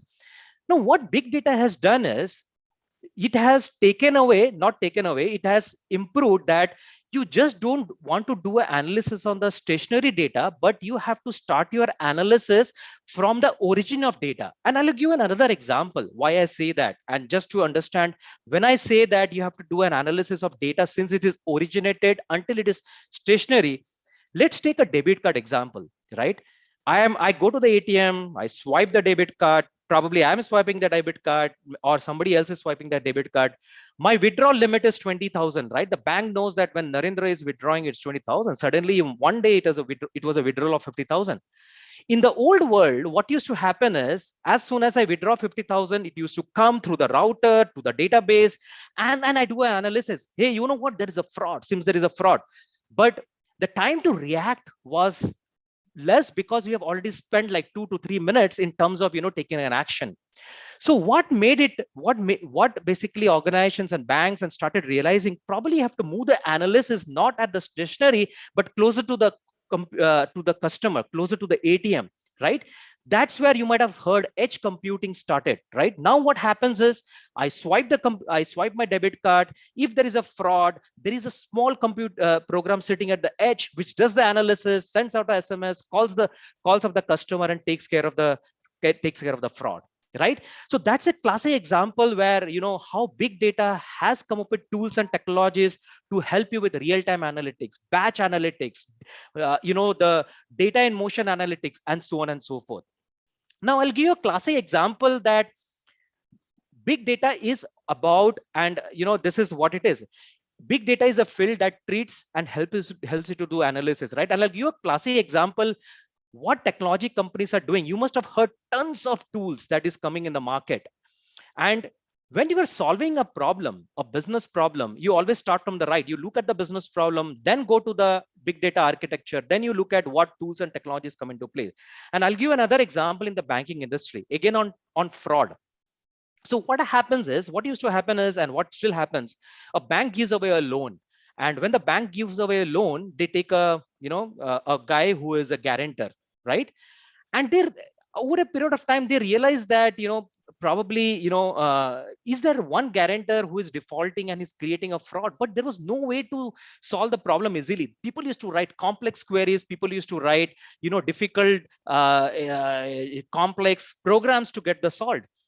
The technology companies or some of the companies started thinking, how do I solve this use case? Because I need a view where I can see a network and I can know whether this guarantor is giving guarantee to 20 people. If he's giving a guarantee to 20 people, I have to monitor the other 19 to basically avoid fraud. And that's where graph database started coming into place. Now you have Neo4js and all of that, which is helping to solve that business outcome, right? Team, so please realize that there are things that you have to take care of. And I don't know, Maya, how much time I have. So we have time, and there are some one or two very interesting questions also which I would like to cover. So maybe you can carry on for 2-3 more minutes, and then I can ask you the questions. Sure. Okay, fantastic. And I'll try to cover a few more key topics. So coming back to the topic is that how technology is helping solve the big data problem. The other thing what has happened is when the data started growing as big data, we started having data. The challenge was the resourcing, and that's where the architectures also started evolving. If you again go back, we had on-premise architecture, right? which was all about vertical scaling. I had huge amount of data, but my machines, when my CPUs, my memory, what's not scaling. I couldn't do something which is now called AI ML, which requires huge amount of data to learn, right? And basically tell you what needs to be done. Right. And that's where you see when it within the context of big data, the architectures have started evolving from on-premise. You start now having hybrid architectures, you have public cloud architectures, right? And that's where the thought process is. The good news is, the cloud companies have helped us to scale, right, at low cost, if you will. And also it within no time you can scale and help with the business outcome, right? So definitely that is something you have to keep in your mind, that when you're solving a big data problem, you have the technologies to solve use cases that is pertinent to a planet, to a client, to a business, and so on and so forth. But at the same time, you need infrastructure, you need to scale, and that there is a provision to do that, right? So two more things, and then I'll stop for questions. And I feel it is very important now, which I said in the first key takeaways are the showstoppers. Before I go to the showstopper, now one thing which has changed is, and when I was talking, I said let's underline this. Sometime before, we used to look at the data, we used to take decisions, but now with AI ML coming in, with the scalability coming in, what is happening is, from we telling the computer what to do, we are throwing data to the code, which is the AML code, and the computer is telling us that what needs to do. The whole perspective has changed, right? What we call as predictive analytics, and so on and so forth. Now comes to the last topic, which I feel is extremely important as responsible big data developers, SMEs,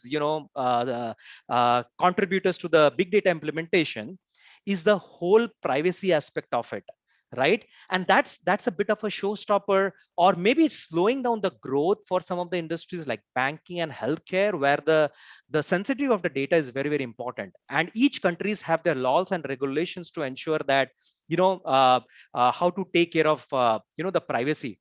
And I'll just give a classic example, which we are facing day in and day out. When I Google or I do something, I get messages, hey, why don't you go to this restaurant, why don't you do this, why don't you do that? Sometimes I feel that probably Google knows more about myself rather than me, right? And it's a scary thing, right? Definitely it's a scary thing. And that's where the privacy part comes into picture. It is and this is a very simple example, but look at the healthcare data, look at the banking data. If the privacy is not been taken care of, the whole trust in the solutions and goes futile. So again, the good news is, as responsible citizens, we need to know the regulations of every country. We need to know what are the privacy data, have that incorporate as a part of our solution and programming.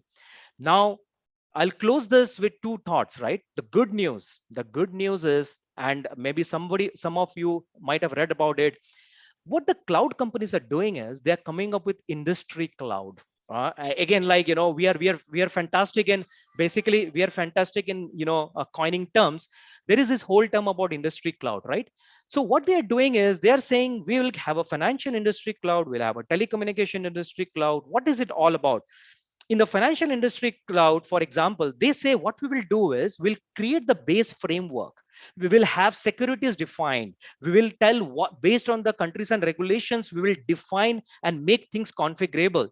And hey, client, or hey, companies, you can start developing programs on top of that, because we have taken care of this privacy and the security. Good news. Of course, this is the start of the journey of the industry cloud, but the good news is the innovation that is happening to basically speed this up.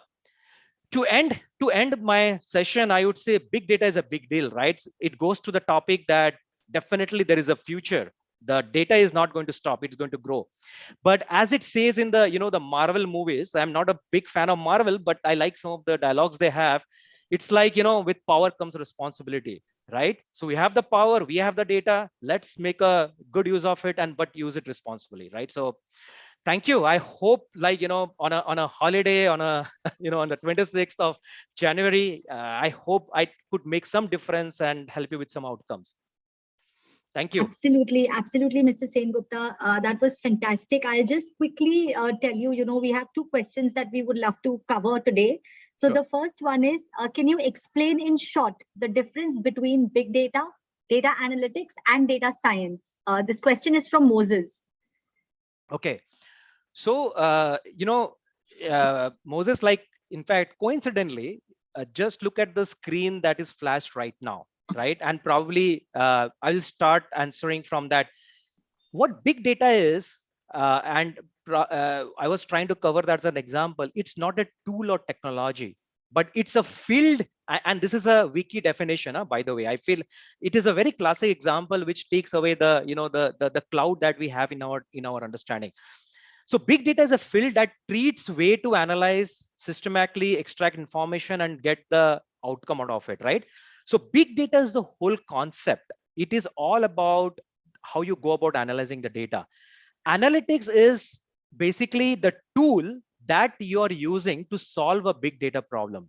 AI/ML is a tool or a concept using Python and R, which you're using to solve a big data problem, right? Because, and I'll give you an example again of AI/ML. Like, you train the models, right? And you require huge amounts of data. The concept of huge amount of data, which is big data, stays, right? You have to do the analysis of data, which AI/ML tools like R and Python does it, and helps you to a predictable outcome, right? So that's how it is. Big data is a concept, if you will, and analytics and the AI/ML is the way to get the insights into the using the concept. Hope that answers your question, Moses. Superb. I think that was crystal clear. The second question we want to cover is, we are making, this question is from Sunil. We are making everything datafied. Now, this has a consequence, right? You interact with people less. So he's basically saying, for example, you would have asked the pan wala, but now, you don't need to. So it's, you're losing. So he says, we are losing human relationships, and it's something, it's thought-provoking, right? It's something that we need to ponder on. So, Mr. Sengupta, your take on that. Yeah, definitely. Like, probably you asked me a philosophical question. Yeah, it's a philosophical question, but you are right, and you are right. But let's also accept the fact, personal view, and everybody might have a different opinion. Let's accept the fact that technology has made us less human centric. And if I look at the millennials, right, and nothing to do with the millennials, I would like to hear feedback from this, right? Because I am learning. I don't have a solution, by the way. I'm giving a philosophical answer to this one. What has happened is I've seen people are getting comfortable, communicating over the phones. I have seen, like, even in homes, like, my kid, when their friends come, I sometimes guess, are they saying hello even over the phone, right? Sitting next to each other, even instead of talking. And I don't know. You're right. It's basically taking away the whole human emotional touchiness. But probably that's what it is, right? Probably that's what we have to change ourselves. Probably that's how the transformation is happening. Again, a philosophical answer. But as I said, I would love to hear your feedback. I'd love to learn from you as well. So, wow, this was super, super insightful. And I can see our audience is overwhelmed to have had this opportunity to listen to you. We've definitely learned a lot in this session. So thank you for joining us, Mr. Sengupta, and sharing your thoughts with our audience. If there are any more questions, Mr. Sengupta, we'll email them to you and we can have all of them answered. Yep, absolutely. And people who are on LinkedIn, you can definitely reach out to me. It's, as I said, I like to do learning. I think that is the only thing which I feel is constant. Ideas, thoughts, right? Definitely, please reach out to LinkedIn as well. Thank you. Superb. Thanks for the opportunity. I hope it was audience. useful. So that's a great takeaway for you, audience. I think there's nothing more we can ask for, right? Thank you so much. Have a very good day, Mr. Sengupta. And you may exit the session now while we continue with our marathon. Thanks a lot. Thank you. Thank you. So thanks once again to my super enthusiastic audience. I'd just like to add a couple of things here. If you are now someone who's looking for a job in the technology sector, and you need help, you need to understand what we can do here. What are the different opportunities available? Please visit our website, edubridgeindia.com. We have a whole host of courses in technology. We have data analytics, we have business intelligence, we have full stack Java development, software testing. a whole host of courses. You can also go and explore our 110% job guarantee programs, which means we either help you get a job, once you finish your training, or you get 110% of your money back. We also have some amazing no-cost EMI options. So there's a lot for you there. So I urge you to go visit our website. I'd like to reiterate that this event is being restreamed on Facebook, Insta, YouTube, and LinkedIn, and we have thousands of participants who are viewing these sessions from all over the country. Stay with us, guys. We have a lot of more interesting sessions coming up through the day. Extremely diversified. Thank you, UNICEF, Yuva, and Southeast Asian Road Tract Information Center for collaborating with us on this event. Now, for our next session, our focus is slightly different from what we've been talking about so far. Now, when we finish our graduation, some of us are looking to straight away get a good job. However, a significant number is exploring post-graduation as a next step in their lives. And 43% of the learners who are interested in higher education do not know where to get started. I'm sure many of you attending this session here also have similar questions and have been wanting answers related to overseas education and how to get enrolled in the best universities across the world. Moving ahead to our next session, I would like to introduce Ms. Archana Rao, a senior counselor at Reach Ivy. Welcome, Ms. Rao. Hi, Maya, and everyone Hi. here. Thank you so much for that introduction. Thank you. So Archana has pursued an MBA from Darden University of Virginia and holds a BTech in Electronics and Telecommunications Engineering from Army Institute of Technology, University of Pune. As an Army kid, she studied across 8 different schools in conflict-prone regions in India and was selected as a Teach for India Fellow and was a founding member of an HBS lead venture called Mentor Me India. Archana currently leads strategy for 600% plus sales team for a large US EdTech publisher as the Senior Director of Sales Strategy and Operations. She was pivotal in designing the first of its kind Netflix for textbook subscription model, including its pricing, commercial, product, and go-to-market strategy. A very, very warm welcome to you, Archana. We request you to shed some light on overseas education and how to break the Ivy League code. Sure. Thank you so much for that introduction, and really excited to be part of this panel and speaking with all of you about cracking the Ivy League code. I know it's really mystifying. A lot of people wonder what it sort of takes to crack into some of the top schools around the world. And I'm here to demystify some of that precisely. So I have a presentation here, and obviously I want to keep this session very conversational. So if anybody has questions along the way, please feel free to put them in the chat, and we can take them as and when we get the questions. There's really no need to sort of wait till the end. Hopefully the presentation will also answer some of your questions, but if you have any pressing questions and if you have anything on your mind, feel free to sort of share them. I really want to make sure that this is a conversation session. Does that make sense? Great. So with that, I'm going to share a quick few slides that we've put together, and hopefully you can see them in the slide share mode. Are people able to see that? It's visible. Okay, perfect. Yeah. Perfect. So it's a very short sort of slideshow, and we've put together a few students who have cracked some of these top universities. So I'm just going to quickly play that, and then we'll jump into some of the slides, if that's okay.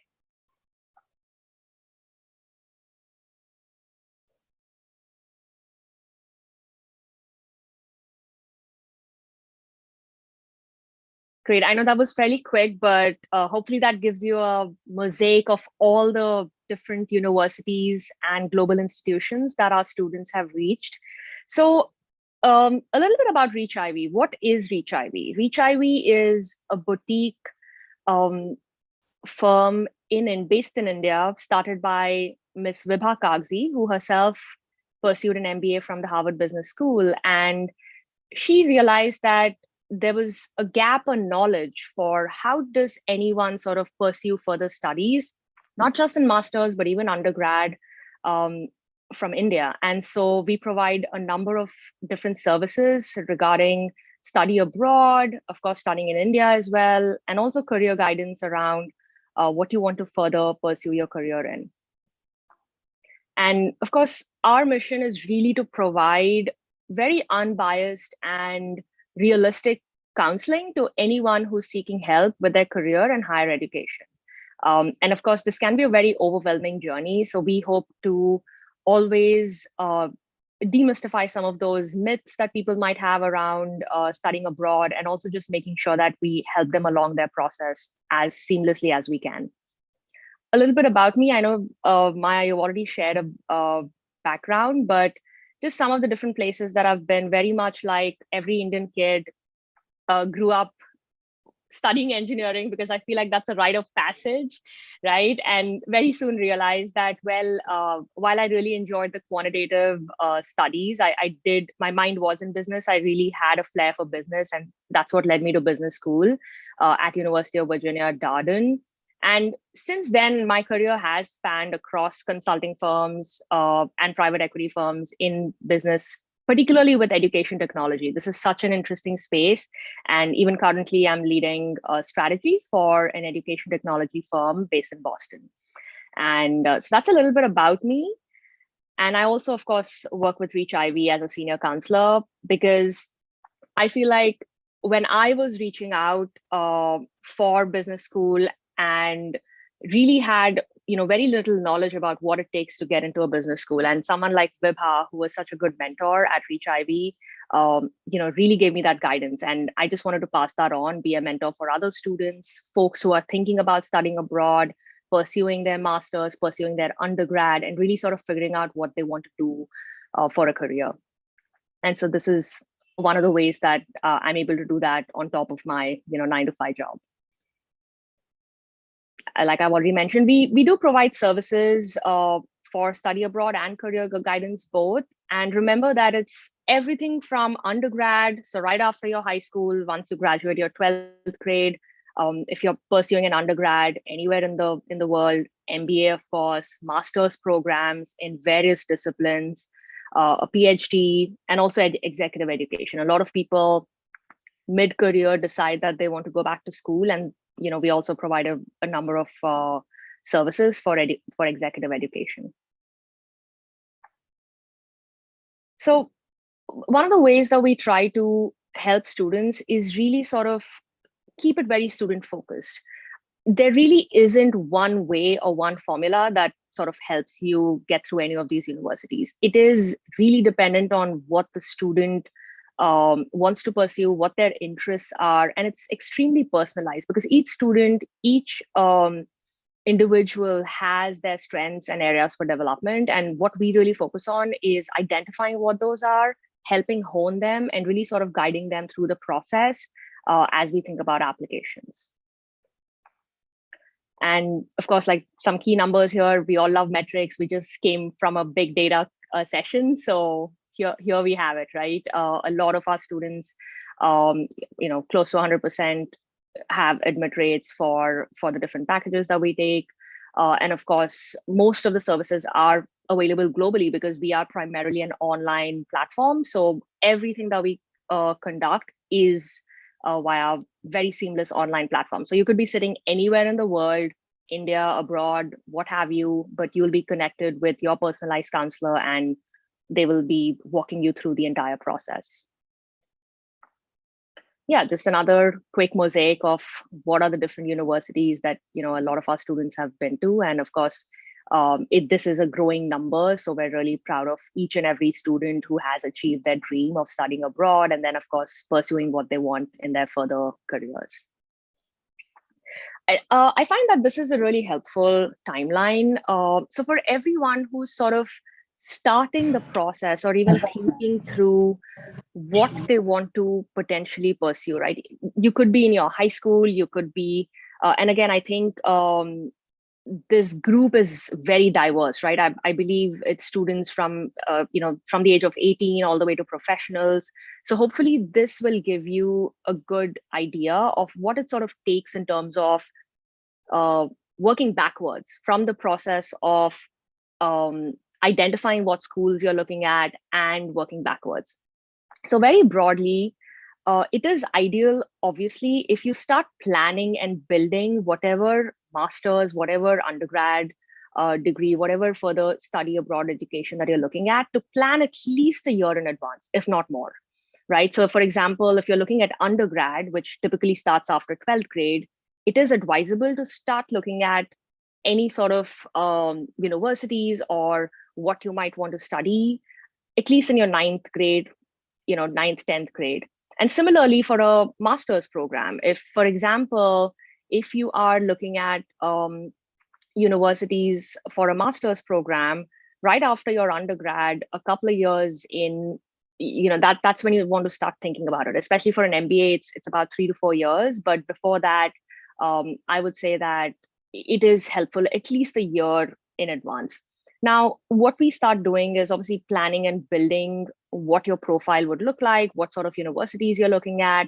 And then over the year, really sort of strengthening some of your key areas of development, what you're already, what some of your strengths are. So playing to those strengths.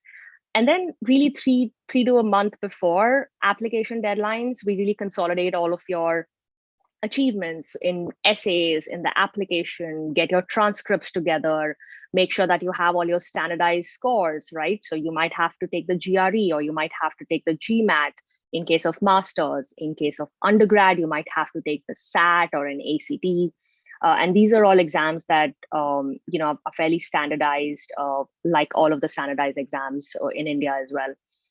And of course, as the dates get closer, everyone gets a little bit nervous, but yeah, just keeping a calm mind, walking you through the entire process, and we're sort of there through the entire process, and just making sure that you go in with a calm mind and put your best foot forward. So that's generally the timeline for when you start thinking about studying abroad and what needs to happen. Just backtracking from that. Any questions there? I know students typically do wonder, how soon should I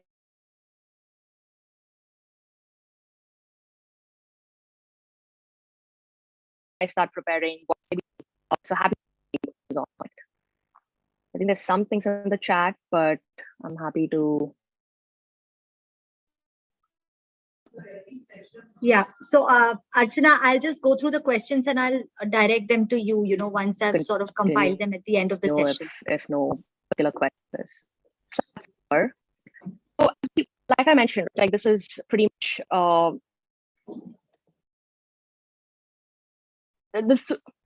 sure, sounds good. So yeah, I mean, I would say sooner the better is how we look at it. Okay. Sorry, can you all hear me?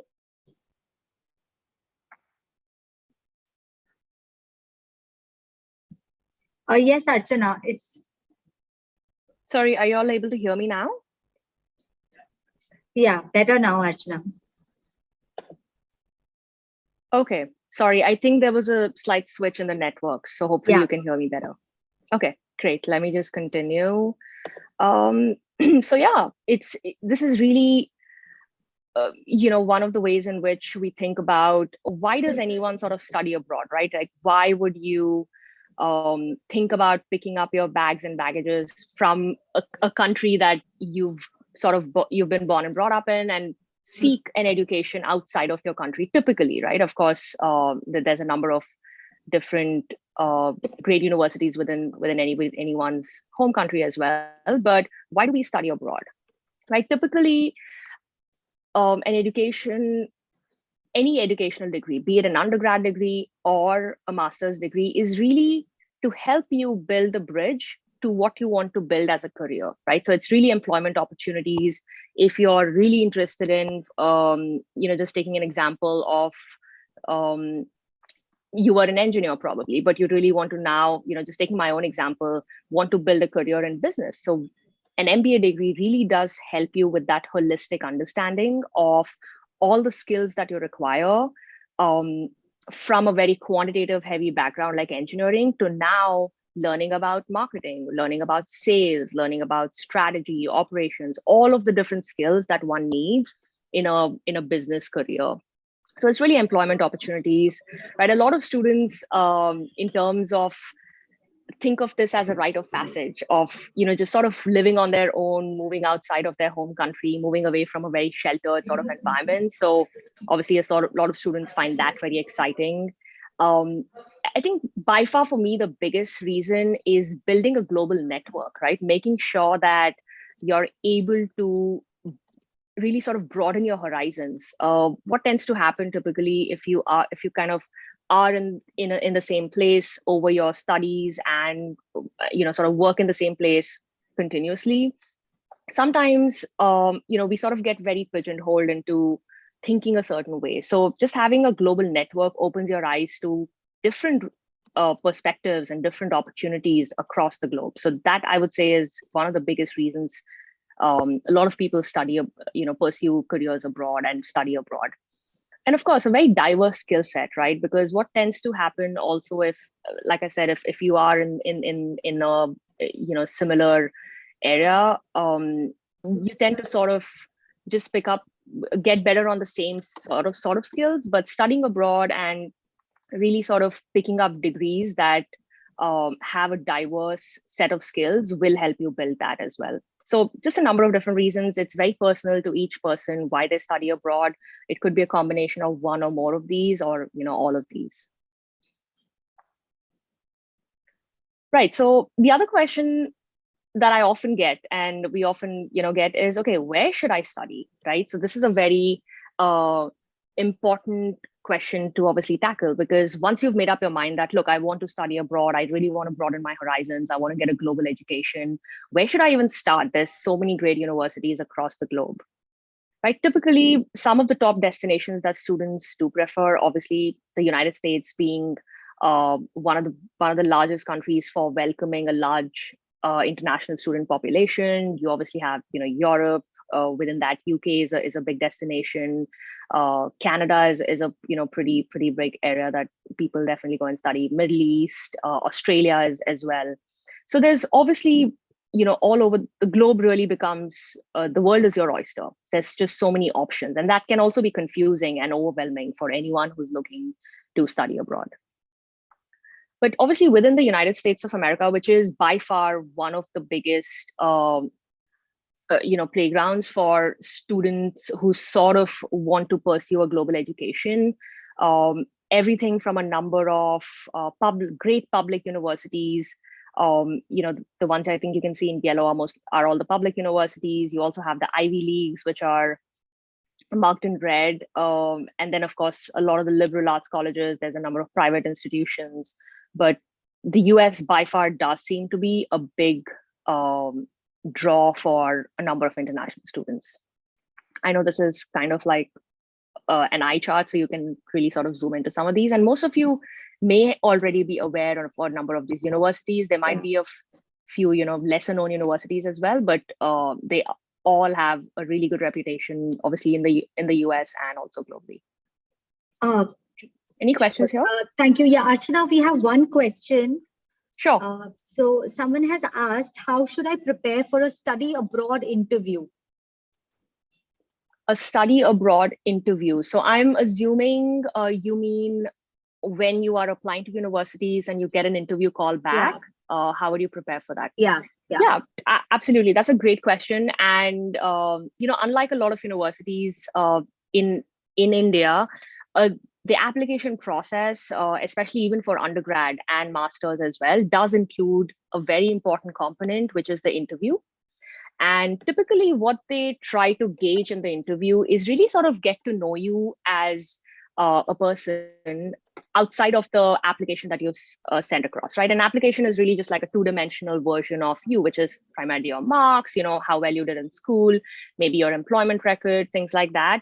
But an interview really, much like, how we're all sort of interacting right now versus, sort of getting a deeper understanding of who you are as a person. What are some of your passions? What makes you you? And is that then a really good cultural fit for the university that you're looking to apply to? So an interview really sort of gives you that opportunity. So in terms of preparation, I would say, they try to keep it mostly behavioral. So just going through any sort of behavioral questions, right? Like it could be anything from, Please describe, some of your strengths. What are some of your passions? Like, what was probably the hardest thing you ever had to do? How did you overcome it? They're really sort of trying to get to the crux of who you are.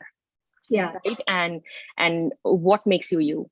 So hopefully that should help. But of course, every school does it differently. Some schools have a more technical interview, but typically it is more related to getting to know you as a person. Super. Thanks, Archana. We have another one now in the current COVID times. How has study abroad been affected? Like, how many selections? How has the entire scenario sort of changed post-COVID? Absolutely. And that's a great question, right? We often get this question around, look, what are the number of applications that have gone out? What are the acceptance rates, so on and so forth.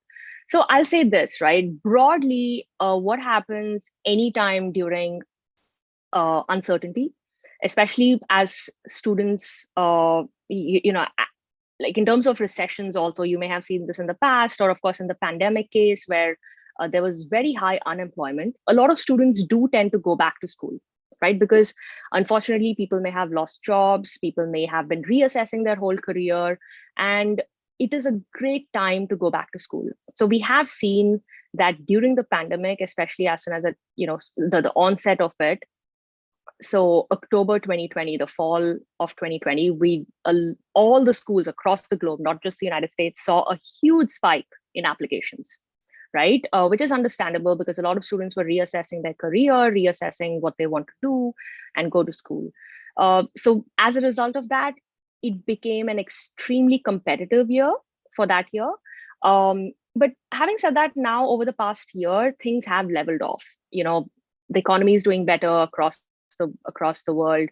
Things are sort of getting back to some sort of normal that we can see. So I would say that applications wise, things are sort of coming back to normal and really sort of leveling off. But yeah, we did see a number of students applying to study abroad, and it was a competitive year for sure. But at the same time, schools also went online, which means a lot of schools either opened up their courses or admitted a few more students. So that's definitely something that we saw.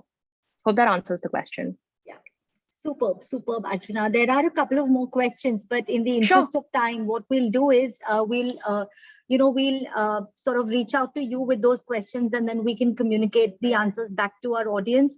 Also, I would like to tell all my audience here that, anyone who's looking for advice on, further studies, please, we already have your details, but please drop in your names and numbers here, and, someone from Reach Ivy will reach out to you very, very soon. So everyone who's really seeking advice, request you to post your phone number, name, and email ID if possible on the chat, and then we just capture them. Absolutely. Yeah. Our team is here to help anyone. And again, each person's situation is so different, what they want to study, where they want to study. So, we'll be able to sort of talk to each of you and help you out there. Super. Great. Thank you so much, Archana, for guiding our audience on this subject. And this will definitely, help them prepare for higher education, plan it better, dream bigger. As I said, the questions will come to you, even if we've not managed to sort of cover all of them here. No worries. So thank you so much. Thank you so much, Archana, for being with us here today. Have a very, very good day. Thank you. Have a good day, Thanks. everyone.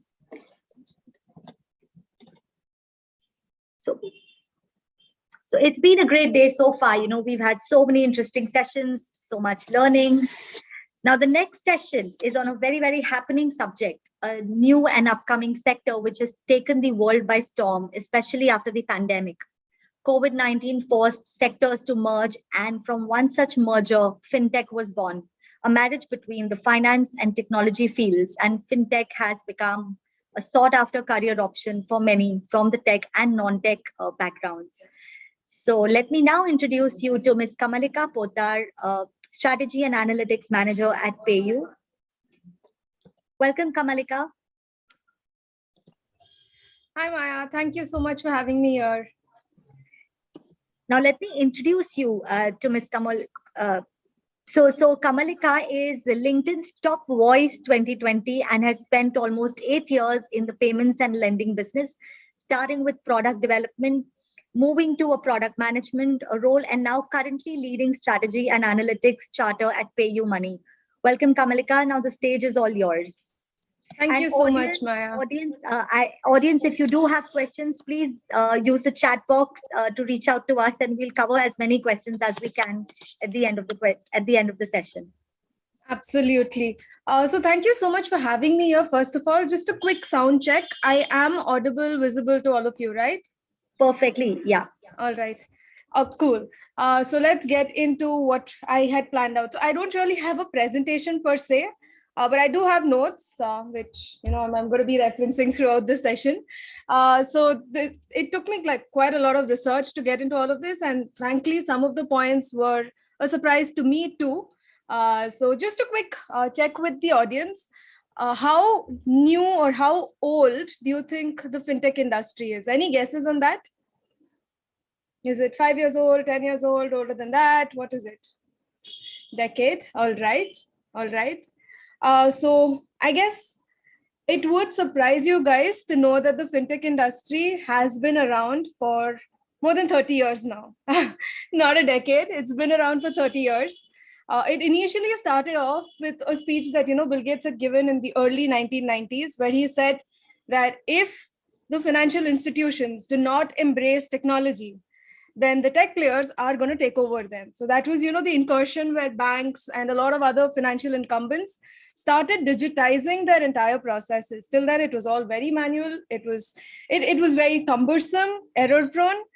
So banks started realizing, the banks were the first adopters of technology. So they started realizing that, yes, it's going to make life a lot easier if we start off adopting these new age technology that is coming out in the market. So that was in the mid 90s till the early 2000s. Now in 2000s, a new technology started emerging. Can anyone guess what that was? No guesses? I think the 30 years stumped everyone else over here. AI, good guess, but not yet. So the new technology that I'm talking about, so AI was around from even before that though.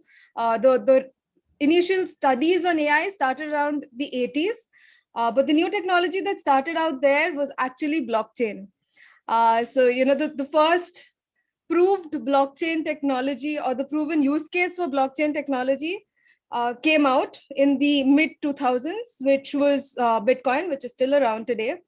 And a lot of tech companies also, in accordance to what Bill Gates had predicted, started building out financial products.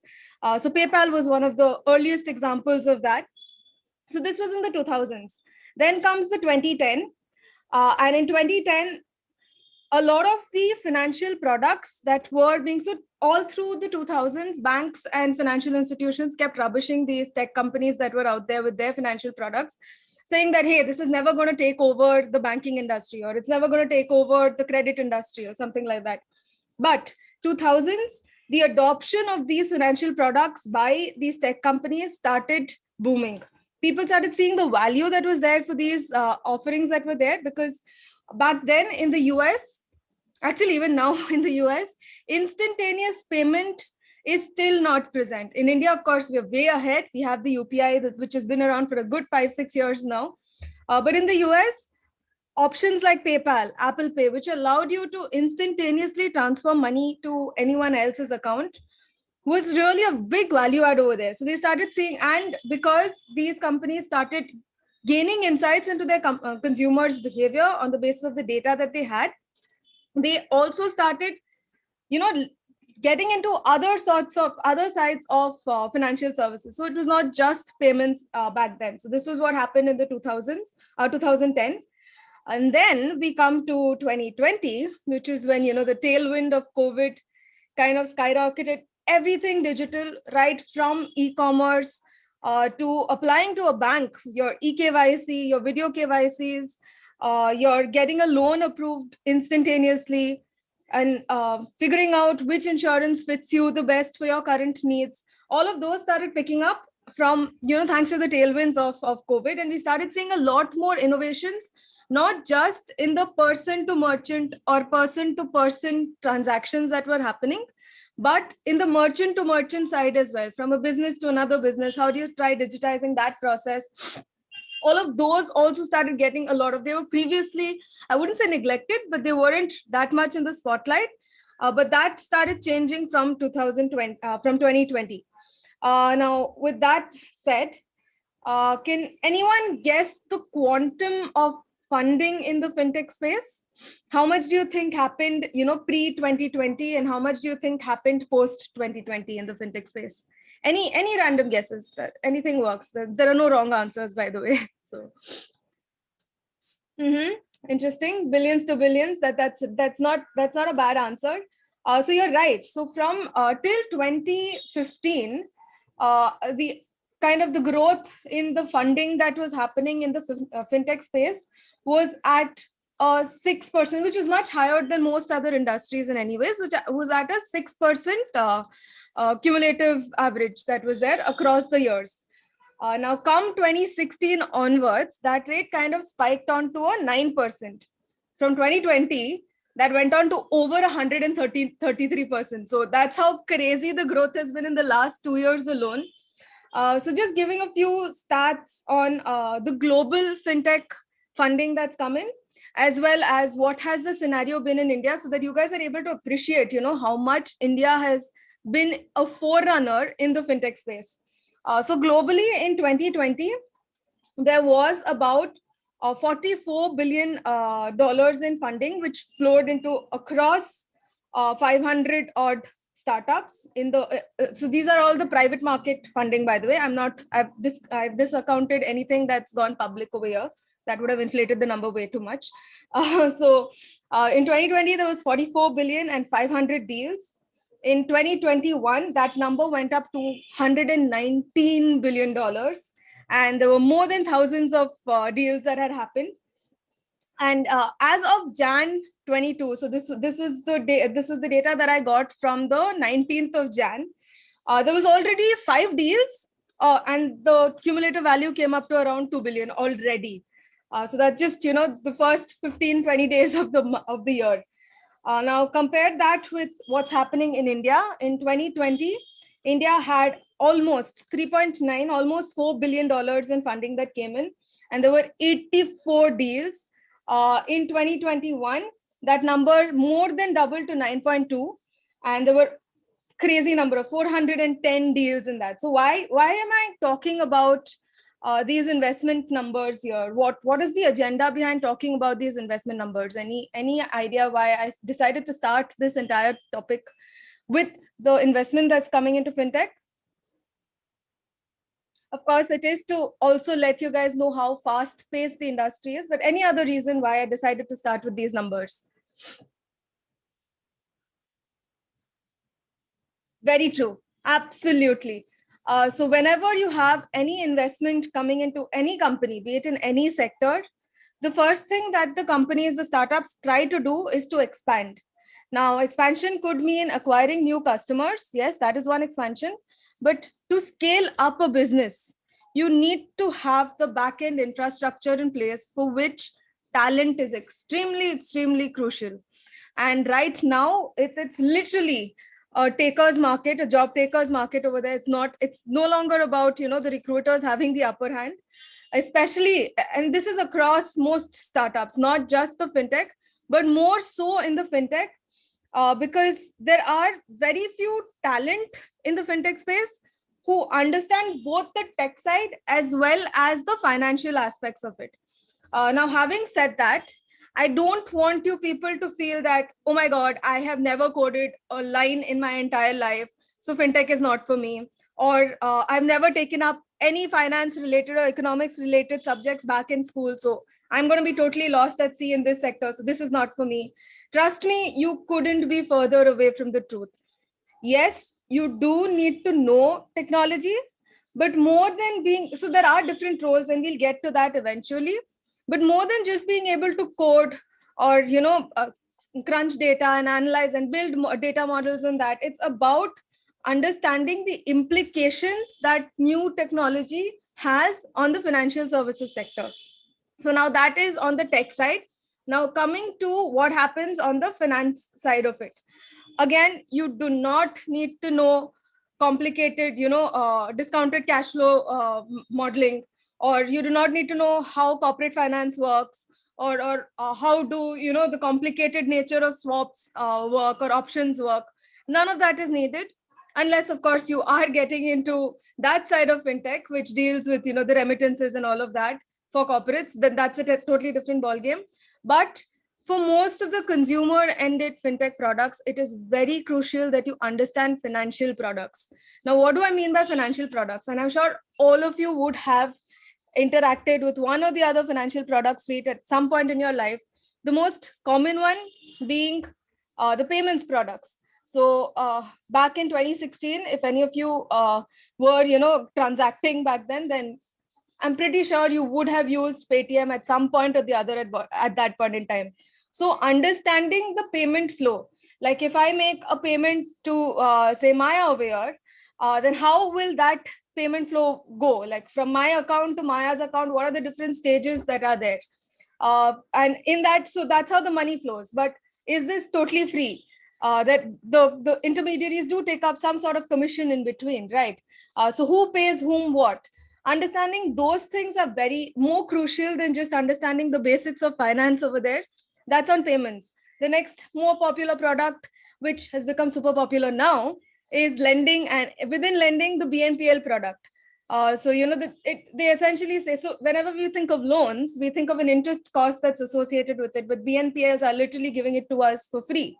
So if you want to get into the fintech space, you should be able to ask that question: is this really free? What could be, like, how, if it isn't charity, right? It's a business. So how are they making money? That curiosity should be there in your mind to try and dig deeper into all of this and try understanding what is happening behind the scenes that we consumers don't know. So I think that said, aside from technological and financial skills, the most important skill to me is to be curious. When it comes to the fintech space, there's so much of innovation happening every day. The tech that you learned yesterday could be obsolete by the first half of the next day. So that's how fast-paced things are going right now. So having that curiosity and trying to correlate back to any financial product that you have used in your day-to-day life, how will that impact it? What will be the costs associated with it? Can this actually scale up to become a widespread mass adoption? Like just giving an example, by the way, just putting it out there, I am blockchain positive. But when we think of blockchain for instantaneous payments, we should also think what is the cost associated with that, because it's extremely power intensive. It takes huge mines to farm that much of Bitcoin on a daily basis that can sustain the global economy. So is that really sustainable in the long run? We are moving towards a greener financial world. Having said that, isn't there like a dichotomy over there? So how do we solve for that?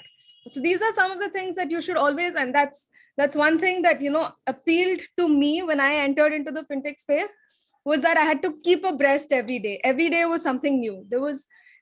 I never really got bored in the 8 years of my career over here, because every day there's something that's come up.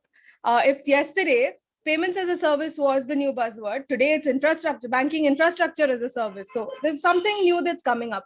Now, the one question that you would all have in your mind is, how do we keep in touch with all of this? How do we know what is happening over there? Now, because we're in India and the Indian regulators are super advanced when it comes to, building up these innovative frameworks, the best place would be to start with RBI's repository. They have a bunch of press releases over there. So start out with there, try understanding what is happening. Like suppose, say, if you are interested in the lending space, then go up and read RBI's press release on OCEN. It's spelled OCEN. It's called the Open Credit Enablement Network. So go up and read about OCEN. What does OCEN do? What does it mean for credit bureaus, for example? What does it mean for banks? What does it mean for digital lenders? So go up and read that. If you are into the payment space, then NPCI is again a great place for you guys to, go and read up their data points on what they're trying to do over there. So this is like one place that I would say the starting place for everyone who has that curiosity to get into the fintech space. Now, having said that ground rule, I just wanted a quick time check, Maya. How much more time do I have? And because I don't want to keep talking and not take any questions. We have about 10 minutes in all. All right, cool. So So we I will can quickly maybe go through 4 the minutes career and- opportunities. Sorry, Yeah, sorry, yeah. Maya. Yeah, you go over, maybe last 4-5 minutes, and then we'll have 5 minutes for 2 questions. Awesome, cool. Thank you. Thank you. All right, so the career opportunities, I've split it into 3 buckets. One is by sector, the others by the technology, and the others by the function. Now, I know all of you are probably confused because I started with sector. Aren't we talking about the fintech sector over here? But really, with the way fintech has been growing, it kind of touches upon almost every sector. If you think of e-commerce, they have a fintech division within themselves as well. If you think of entertainment companies like Netflix, they too are looking out for fintech experts, especially payment experts, to build up their subscription products. So it is present across literally any digital business that exists. That is one sector that you can look into. Then there are, of course, the fintech startups that are raking in billions and billions of dollars in funding. They're another sector by themselves. And within that, there are different sectors. So you have payment tech, then you have lending tech. These are the ones that I have been most associated with. So my area of expertise is there. But then you also have InsurTech that's coming up. Wealth tech, which has come up spectacularly thanks to the likes of Zerodha. Then you also have the reg tech that's coming in. So regulations are becoming an increasingly important part of fintech. And there are companies that are leveraging great technologies like blockchain to enable that regulatory framework to move that much more faster. So that is another. So under the fintech startup, these are some of the key areas. Then you have the advisory firms. Now, why is advisory firm important? Because we've seen, right, the number of deals every year is just exponentially rising. And you need someone to tell you, and I honestly, in my opinion, I believe that the deals, yes, they may keep going up, but what we will soon see is a lot of acquisitions, a lot of mergers between a number of these fintech players, between the incumbent financial institutions and the fintech players as well. And for that, you do need someone to do that due diligence for you. So that is where, the advisory firms are rapidly hiring fintech experts into their firms, the big 4, the big 3, whichever ones. Then you have a lot of these accelerators that are coming up. So you obviously you have the VCs on one side, but you also have people that help these startups, that groom these startups up, that provide that background, that backdrop, the infrastructure for these startups. So there again, the mentorship and all of that, accelerators want people with a background or an understanding of the fintech space as well. Another one great example of another sector is educational institution. And this entire session that EduBridge is doing is a key example of that as well. Then, of course, last but not the least are the financial institutions themselves. Most banks, if you see, for example, I know all of you, when you think of SBI, you think of this very, this old legacy sort of a public sector bank, but they are one of the first neobanks in our country. So that's how much, even the incumbents are focusing on fintech innovation. And most of these big banks have a fintech division within their company that literally operates like any other fintech startup in the world. So they're extremely competitive in that side as well. So these are some of the sectors in which you can play around. Next, we come to the technological functions that are there. And I remember someone had mentioned AI/ML. I don't remember who, but yes, that is again another technology that broadly. So when it comes to financial services, one thing that is extremely crucial for any player, be it a fintech or a bank or whatever, is to detect fraud and do it real time, because these scamsters are super smart. And AI/ML is playing a huge role in this, especially in fraud detection, to figure out that, okay, there's something wrong going on here. So this is just in the banking sector. AI/ML is also making great inroads in the insurance sector for underwriting as well. And of course, in robo-advisories, which is in the wealth tech side. So AI/ML is across these different sectors of fintech as there. The next technological role that I can think of is data. Now, because it's tech first, finance second, There is a lot of data that comes in through all of these fintech companies. And the reason why, people believe that fintechs are winning the game against banks is because even banks generate just as much, if not more, and richer data sets. But the fact that fintechs have the capability, have the talent to mine that data and figure out the insights from that data is what gives them an edge over there. So there's a huge focus on data roles over there. Blockchain that is taking up in a big way across sectors. Then the infrastructure management, it's not just necessary to keep thinking of all of these new age technology without having the backend to support your existing functions. So that is again another great thing. So that brings me to full stack developers that are there, very crucial, because they literally form the backbone. These two things literally form the backbone for any tech company. Fintech is no exception. And another area which is very crucial is on the security analyst side of it. So because it is so regulated, it's tightly regulated, there are a lot of security and data security issues as well. This is another emerging area that's coming up as well. Now that brings me to the last part, which are the functional roles that are there. I'll just go through some of the ones that are so these are the data points that I pulled up from LinkedIn. I searched across different functions. So strategy is one, because there is so much of, in the future, there's going to be a lot of mergers, acquisitions, funding that's coming in. Strategy plays a very key role over there. Tech, again, we've discussed that in detail. Product is another one. Now, because fintech literally reside only on the apps, it's very important to have a very great product over there. So that's again another key area. We've discussed data. Another area that's coming up in a big way is Knowledge Hub. Now, the biggest grouse that consumers have had with financial products is that it's so complicated. If tomorrow you have to go and apply for an insurance, you're going to be boggled by the number of different types of insurance and add-ons that are there. So a lot of these, insurtech companies are coming up with their own knowledge hub to simplify all of this for their consumers. And that is so if you are someone who's creatively inclined, this is a great field for you to be in. And they pay a lot also, by the way. So just saying. Then there's customer engagement and the sales part. So they don't call it sales, they call it more of customer engagement, because you need to be able to understand the pain points of the customer to be able to sell a particular product to them. And now coming to the 4 areas that I think are super crucial: compliance, security, risk, and regulations. And I put regulations last, but I think it's the most important, because in India, the regulators are driving the innovation changes that are there. So these were like some of the points that I had, and I do hope I have enough time for questions. Yes, Kamalika, we can take one question. So there is a question from Sunil. There's so many options for digital payments now, right? You have GPay, Paytm, PhonePe, so on. On what grounds should we select a payment option, or what are the criteria which one should sort of look at when they select a payment platform? So the answer is going to depend basis the end use case.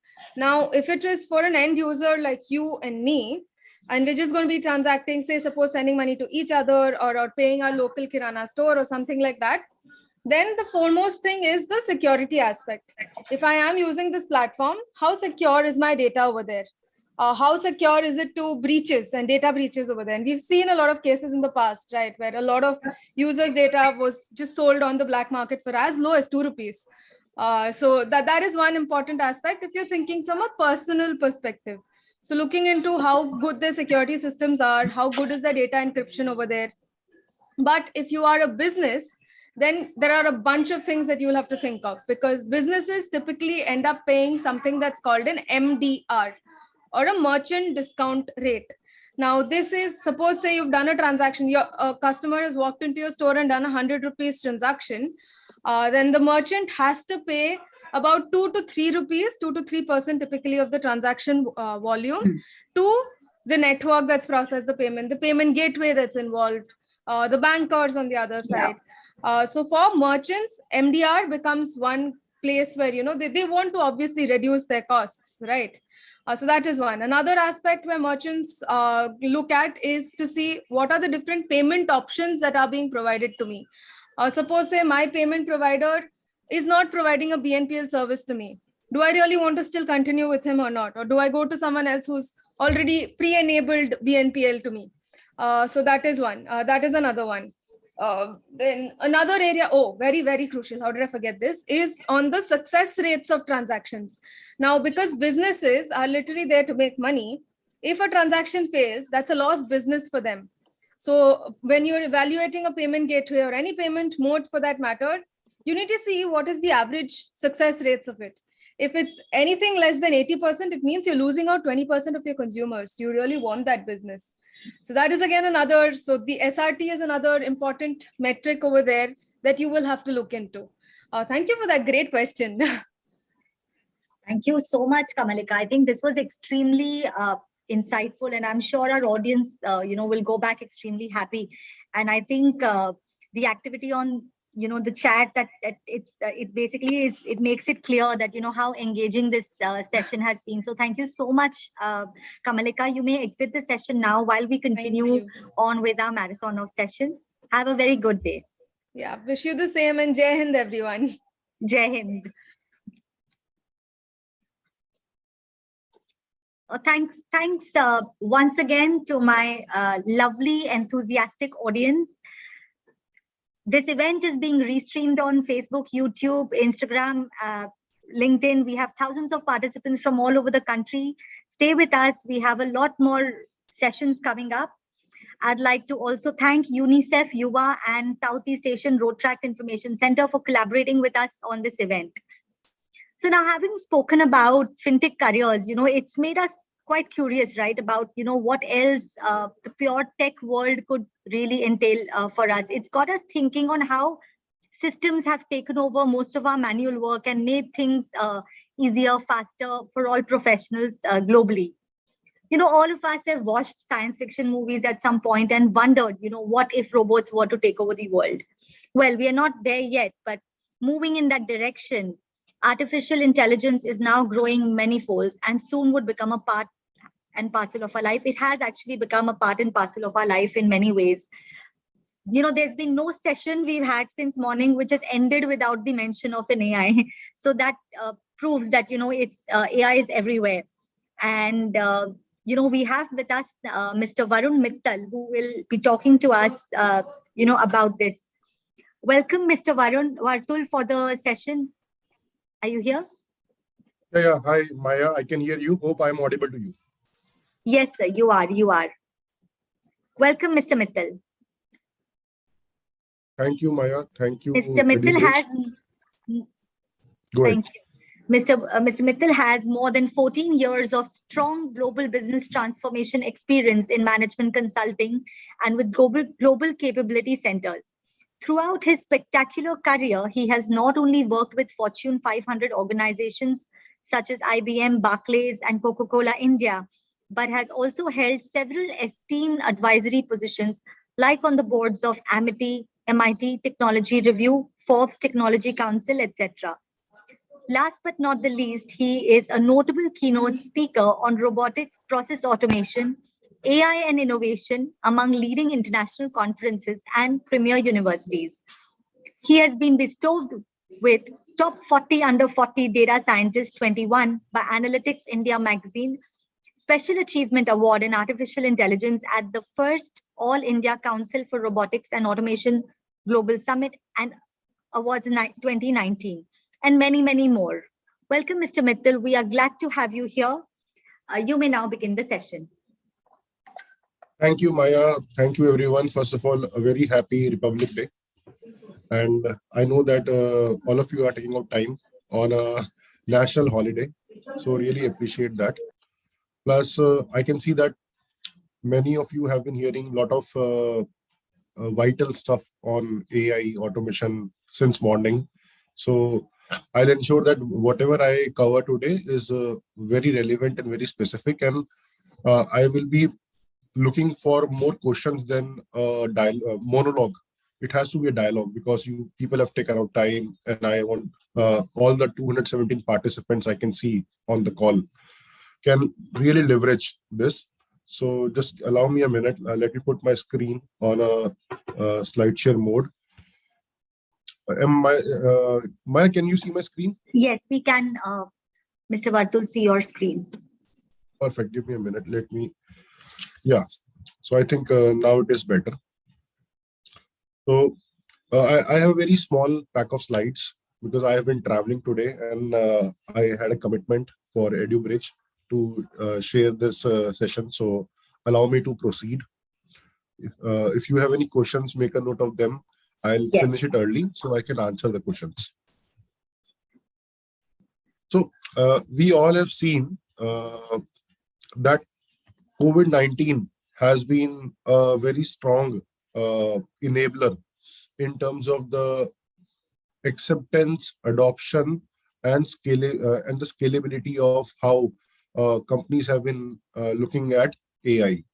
And we have seen that the essential industries like government, food and beverage, healthcare, technology has been embracing it very, very heavily.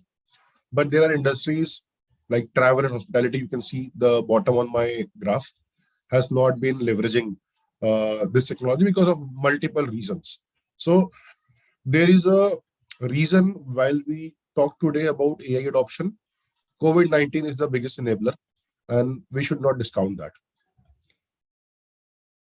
Now, when we look at how the entire economies have been looking at the lockdown, it is coupled by demand side and the supply side shock that we have seen. So on the demand side, you have seen the revenue has gone down. There has been cash flow restrictions. There have been different deterrents for businesses and consumers. At the same time, we see that the supply side shock is also there because there is a limited production. Like semiconductor and chips are in dearth in manufacturing all over the world. When you talk about laptops or any other devices which require chips, it is on a toll right now. And because of this demand and supply shock, we have seen that recovery will take time, and the entire economic growth, which needs a stable supply and demand to have a right balance, how we will be able to position it. And in this downturn, we have seen that there have been multiple forces, and it is as big a challenge as it was a global recession or 9/11. So it is no lesser than that. And there, because human touch has gone down, and we look upon that how social distancing has been maintained in the populated countries like India. So the demand of AI digital workers have gone very, very high, and it has peaked up. So there is altogether a complete ecosystem which is driving the adoption of AI. So that is one reason I want to ensure that everybody understands that the scope of developing themselves in AI is so critical, so important, not for today, but forever. Now, by this slide, I want to depict that how intelligent automation, which uses AI, machine learning, deep learning, and computer vision, has come to a front seat from a back seat, because pre-COVID, we were working on an on-site kind of a model. We were going to offices. Everything was BAU. And we were very, very highly dependent on the physical interpersonal interaction. And remote working was not encouraged by plethora of companies. Plus, automation was viewed as a good to have thing, not the must to have thing. But if you look at post-COVID, work from anywhere has become a new normal with faster talent availability.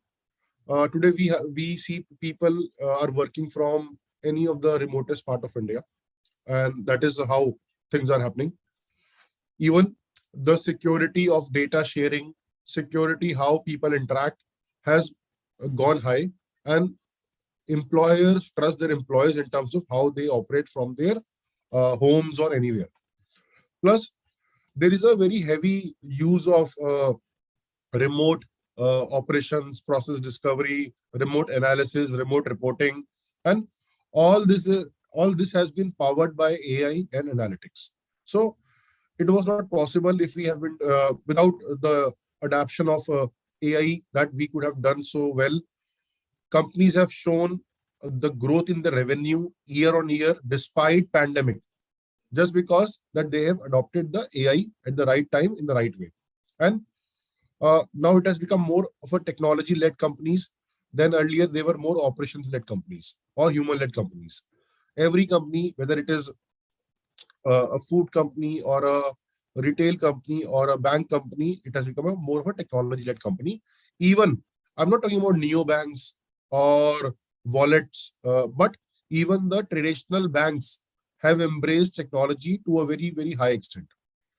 So this is a context setting that how we see intelligent automation or AI being a part of the new normal, and how we will keep working with the same model while we proceed.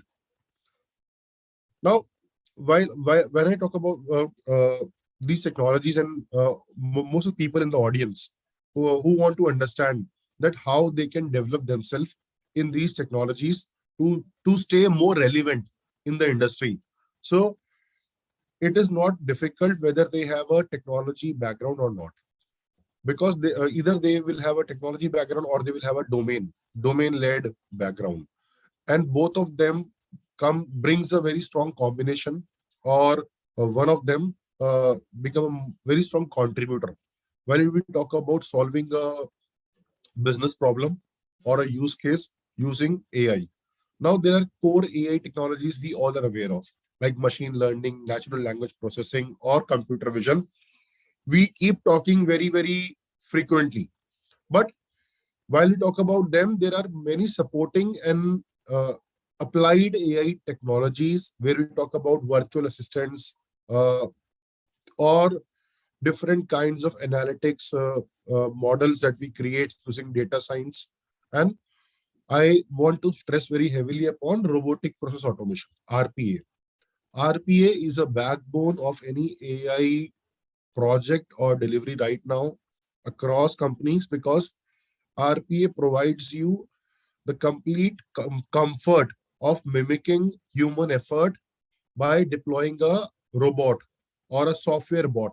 So there are multiple technologies which anyone right now can master by learning different platforms which are high in demand in the industry.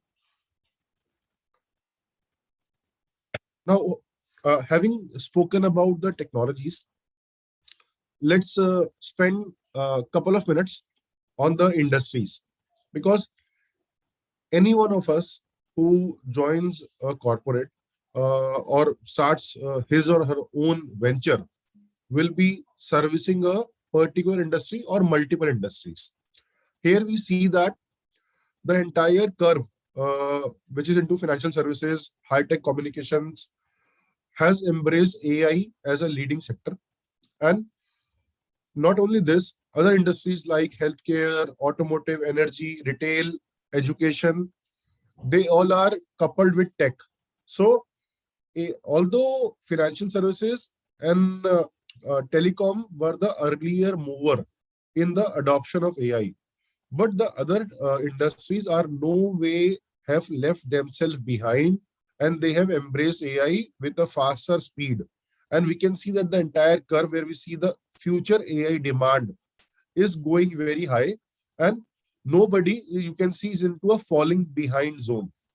Everybody is running towards the best of the breed service differentiation versus what kind of product differentiation they can provide by gaining more customers, providing a better customer experience by investing heavily in AI.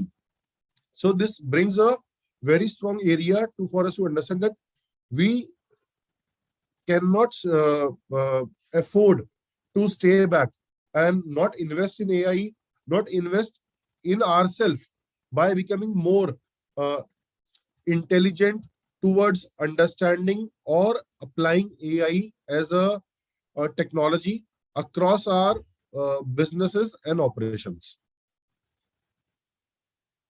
Now, how AI will impact the future generation?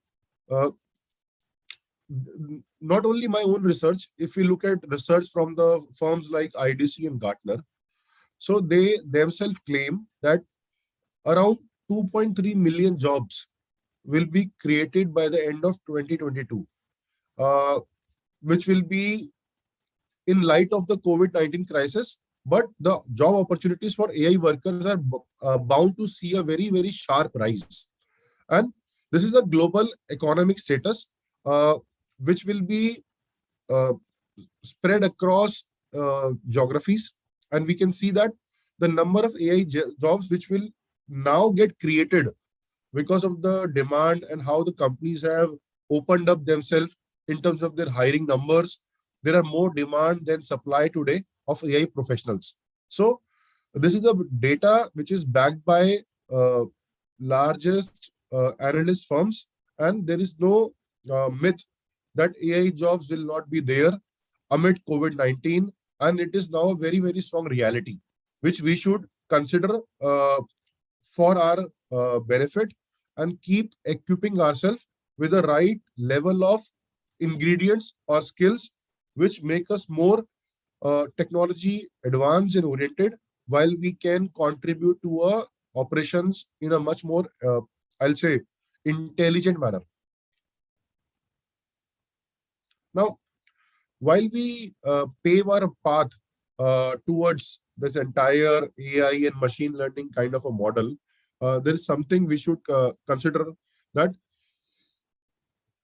there are extensive practical applications of AI, and it starts from acquiring data, gaining mathematical concepts, whether we are good or we want to become better into statistics, probability, calculus. Then only we are well equipped to apply machine learning skills. Plus, if somebody has got science background, commerce background, economics background, all the disciplines contribute to AI, whether it can be by doing programming using Python, Java, or R. If you are an engineer, if you come from an economics or a statistics background, then also there is a very high application to AI. And if someone comes from a, let's say, a commerce background, the amount of data, accounting data, plus the amount of pre-processed data that they are using from different operations in their domain is also a very strong contributor to supervised or unsupervised learning. So no, I don't see that any business acumen is uh,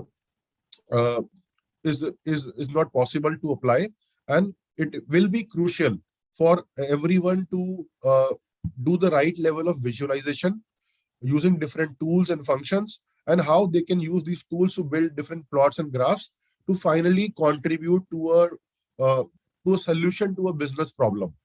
So this slide gives an idea that there is no particular domain which we pick and choose towards contribution to AI, but there are multiple skill sets which come as a combination while we solve a business problem. Now, I'm towards the end of my presentation, and where I want to speak and discuss with most of the students who are joining today, that every company wants to retain top talent in the area of automation, and it's a very difficult task, because every company wants that people have domain understanding, people have technology understanding.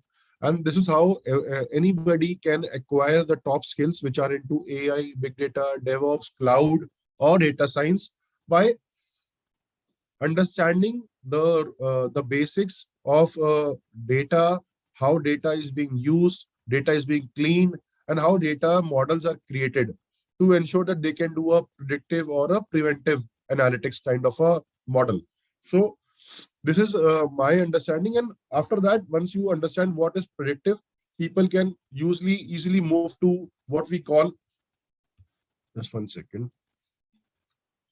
People can easily move to what we call is a prescriptive or a descriptive analytics. So this is how all this builds a combination, and it can be used in future. I'm good. I will pause to take questions, because I think there would be more questions than I keep it a monologue. I'm good, Maya. If you see any questions, I can answer them. Hey, Bartul, yes, I do have a question here. What specific certifications can I pursue after graduation to build a career in AI? See, I would say certifications may or may not help, and there is no end to certifications. The right approach should be to acquire the skill. It can be right data modeling and data analytics skill. Mhm. If the skill is there, you can solve couple of use cases in any domain using those skills. That is more relevant and outcome. Certifications you can do any, whether they are branded by any ABC university or they are on Udemy or Coursera. The purpose is to get yourself comfortable in deploying the models. That should Yeah. be the outcome. But running after a branded or a non-brand certification I don't say that doing a certification or doing a cohort will give you a label that you are a data scientist. That will not help because everybody will be doing that only. Sure. Yeah, that was very useful, Mr. Mittal. Let me just give me a minute to see if there's another one. Yeah, we have another question. How does one keep themselves up to date with changing scenarios in AI? Because it's obviously a very fast moving concept, right? So how do we sort of keep ourselves updated with what's going on? What's the best source? See, this is a difficult question because there is no direct answer to it. And there is nobody in the world right now is a master of AI. Because whether you are at 15 years of age or 25 or 35 or 45, everybody is facing the change or this advancement in technology at the same time. So there is no age barrier that somebody who is more experienced would understand better. The idea is to spend time in understanding a specific use case in every industry and seeing how AI has either solved it or can solve it. So it is all about fundamentally understanding how you put the method behind the badness, and Yeah. And you can relate more to solve any new use case that comes in your way. So there is no particular source of information that anybody can just dive into and become a gold-plated AI professional. Sure. We'll take another question here, Mr. Mittal. Do AI jobs pay well? What is the scope of AI career growth in India? So I think somebody wants to know, in terms of pay scales, where does AI stand with respect to some other job roles?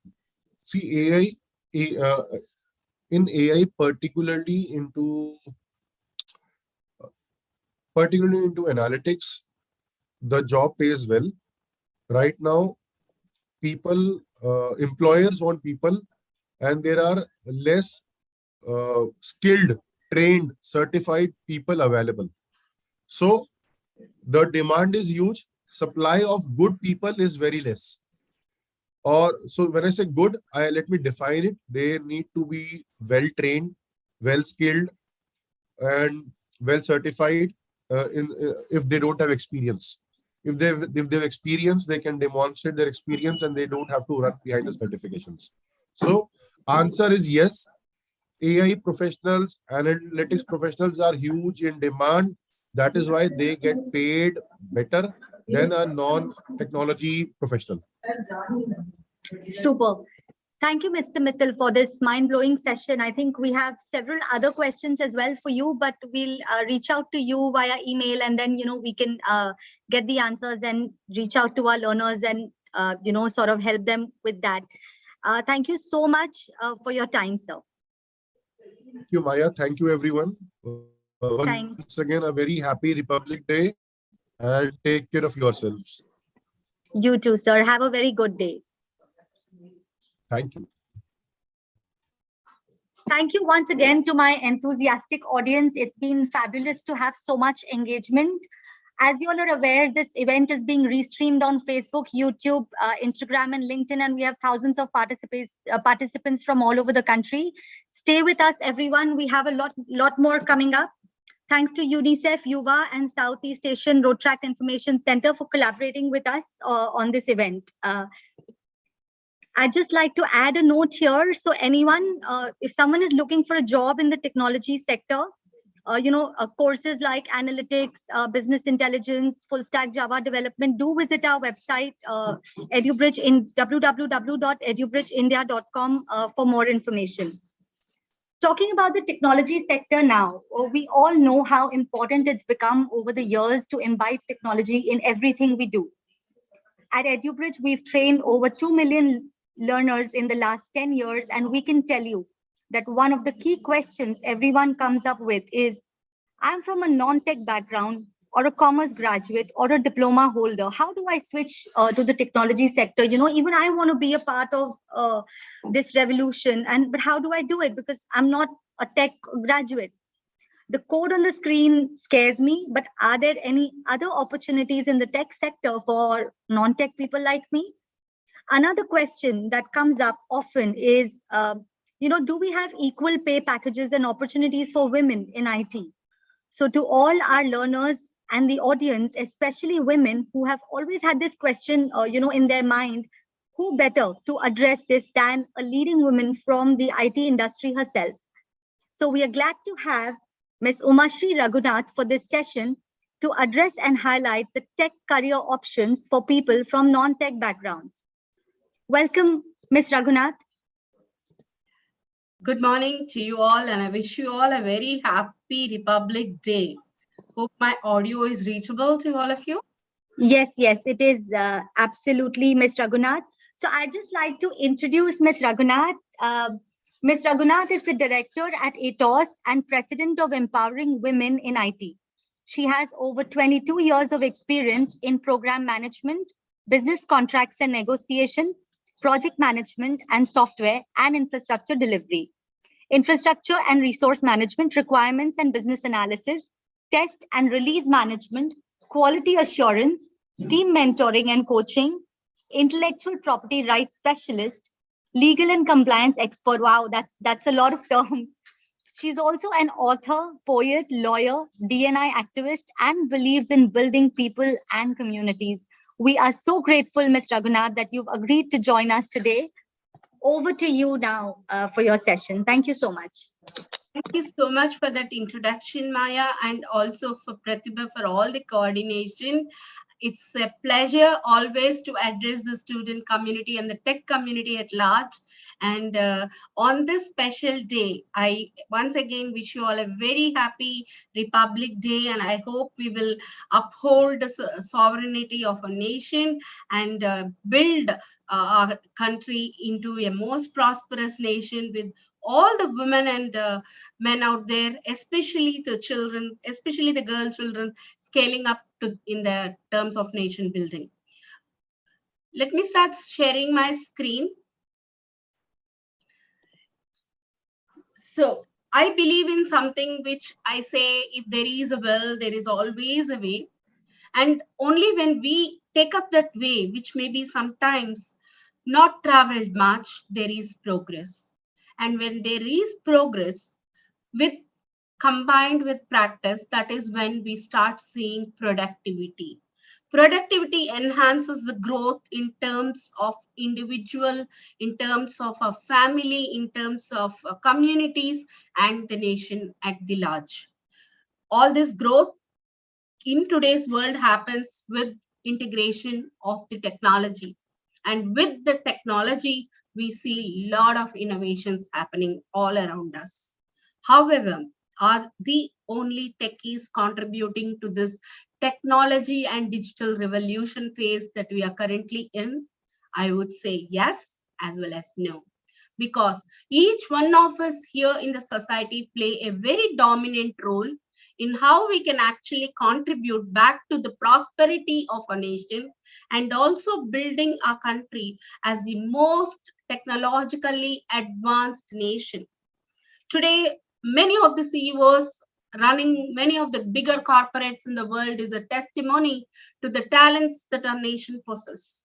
However, one request is to stop the brain drain and also enhance the skills, talents, and growth opportunities for the people, irrespective of where you come from. But it all depends upon where we want to go to. For every human need, be it a product or a service, there is something coming building up.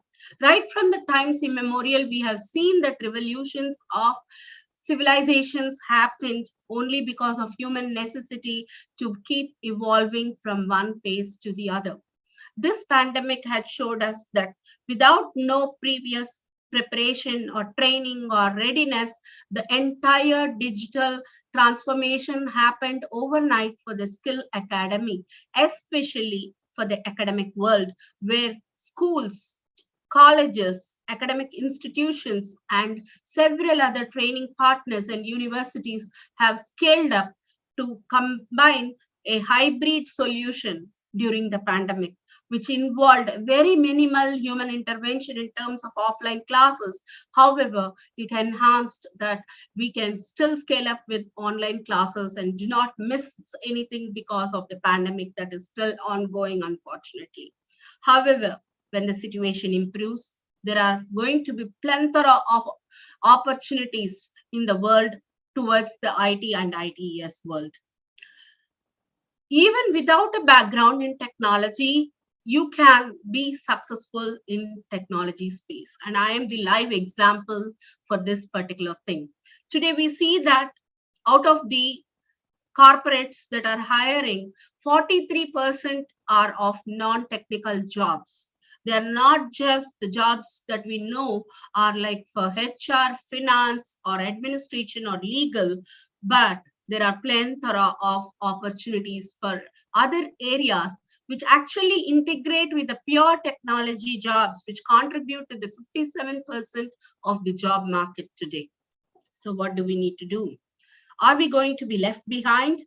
This is a world of the survival of the fittest. The Darwin theory applies to all of us even today. It is not only survival from a COVID virus, but it is a survival in the competitive world that is emerging with changing technologies overnight.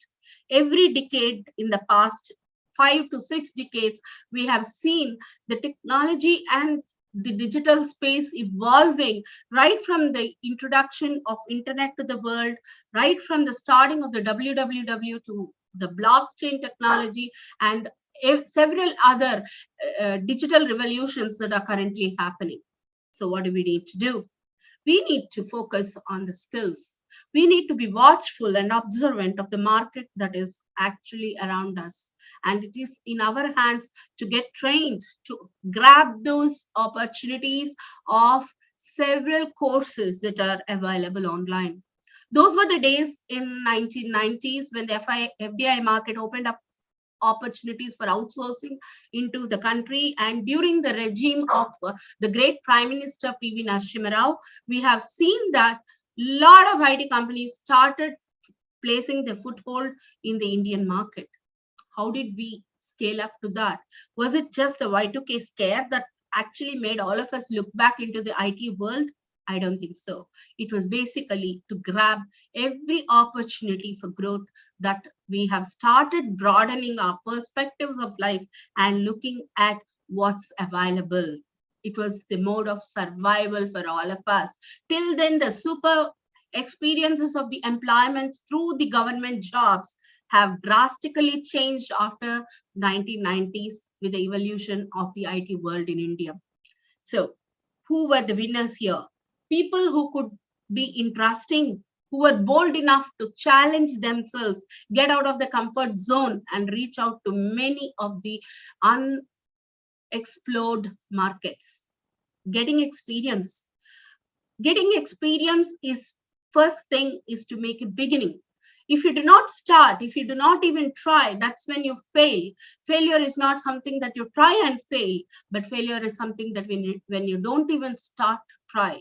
And that's where I think most of the Indians who grabbed the opportunities world over in the IT space were building themselves in the 1990s. And today in 2022, we are talking about how every one of us can contribute to this. I'll tell you, right from the birth and death certificates till everything today, your GPay, your PayPal, everything that you operate today from your bank transactions, everything is digitalized.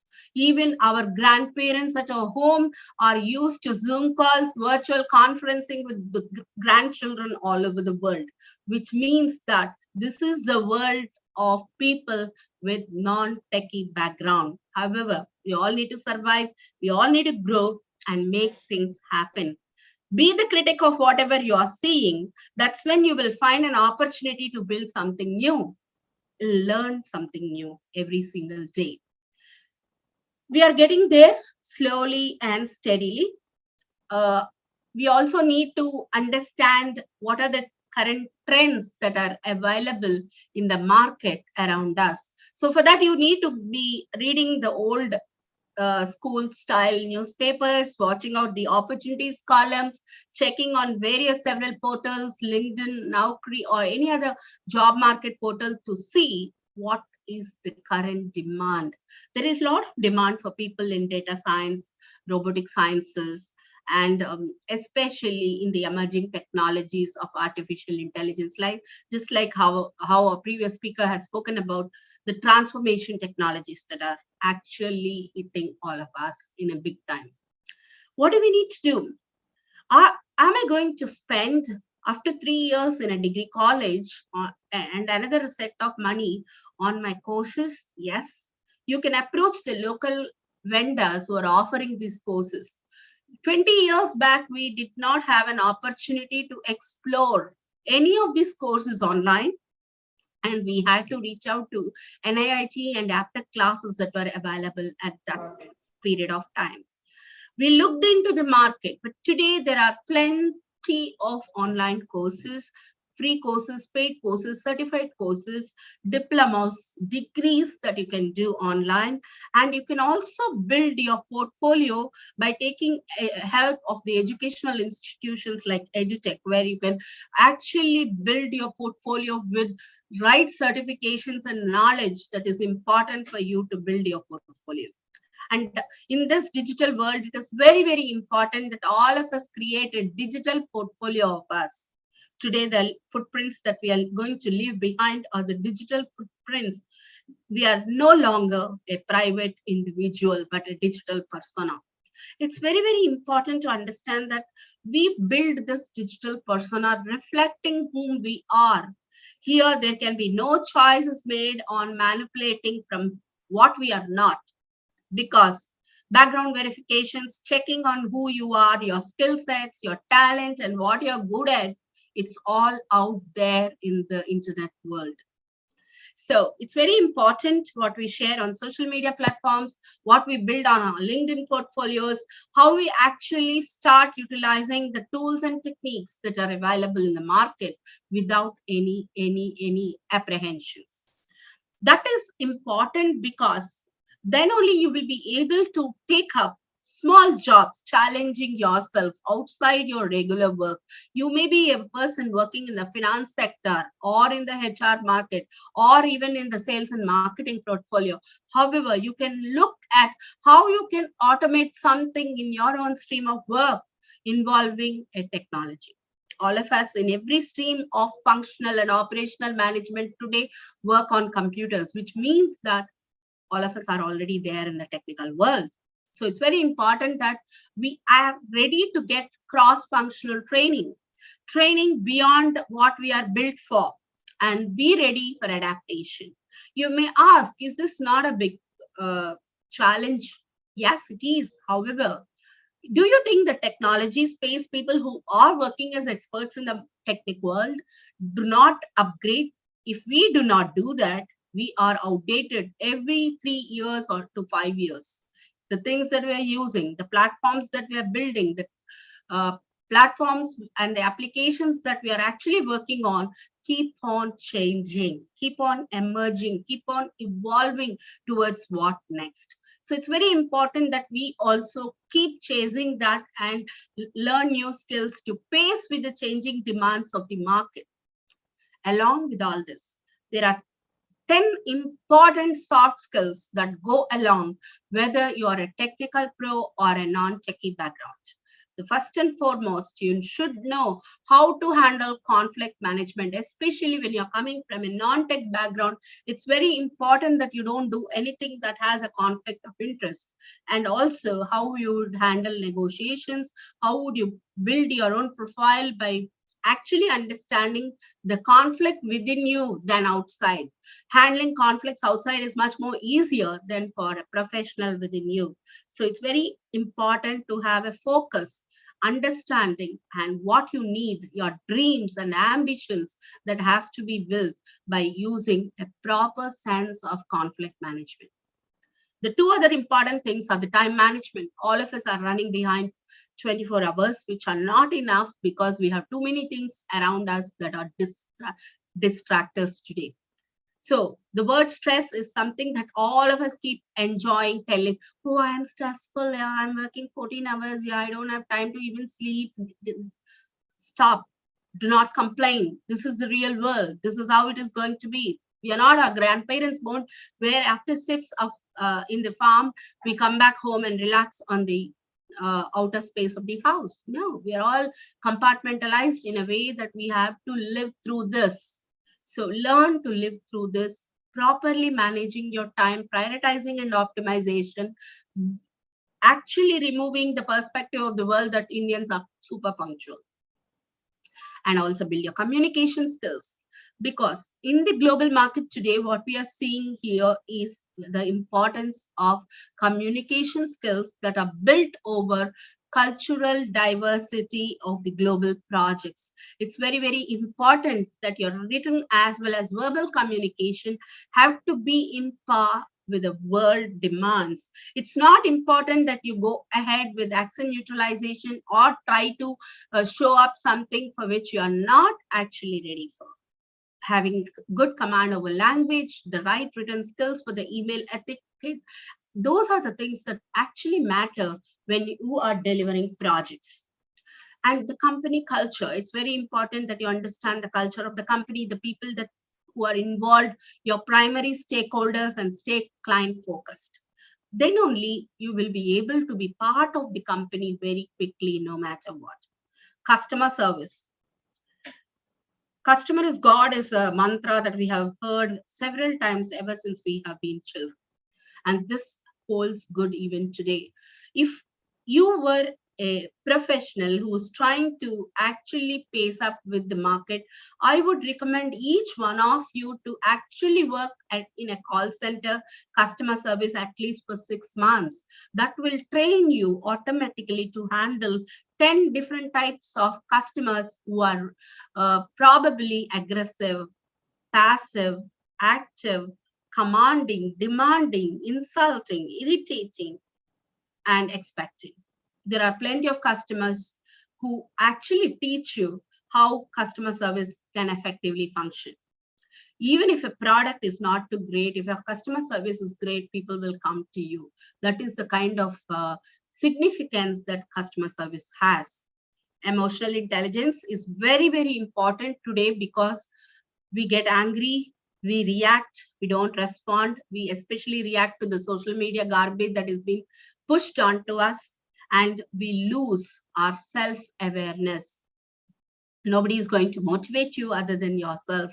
So self-motivation, managing situations, being empathetical, all this is part of emotional intelligence, which you have to build in yourself at the workplace.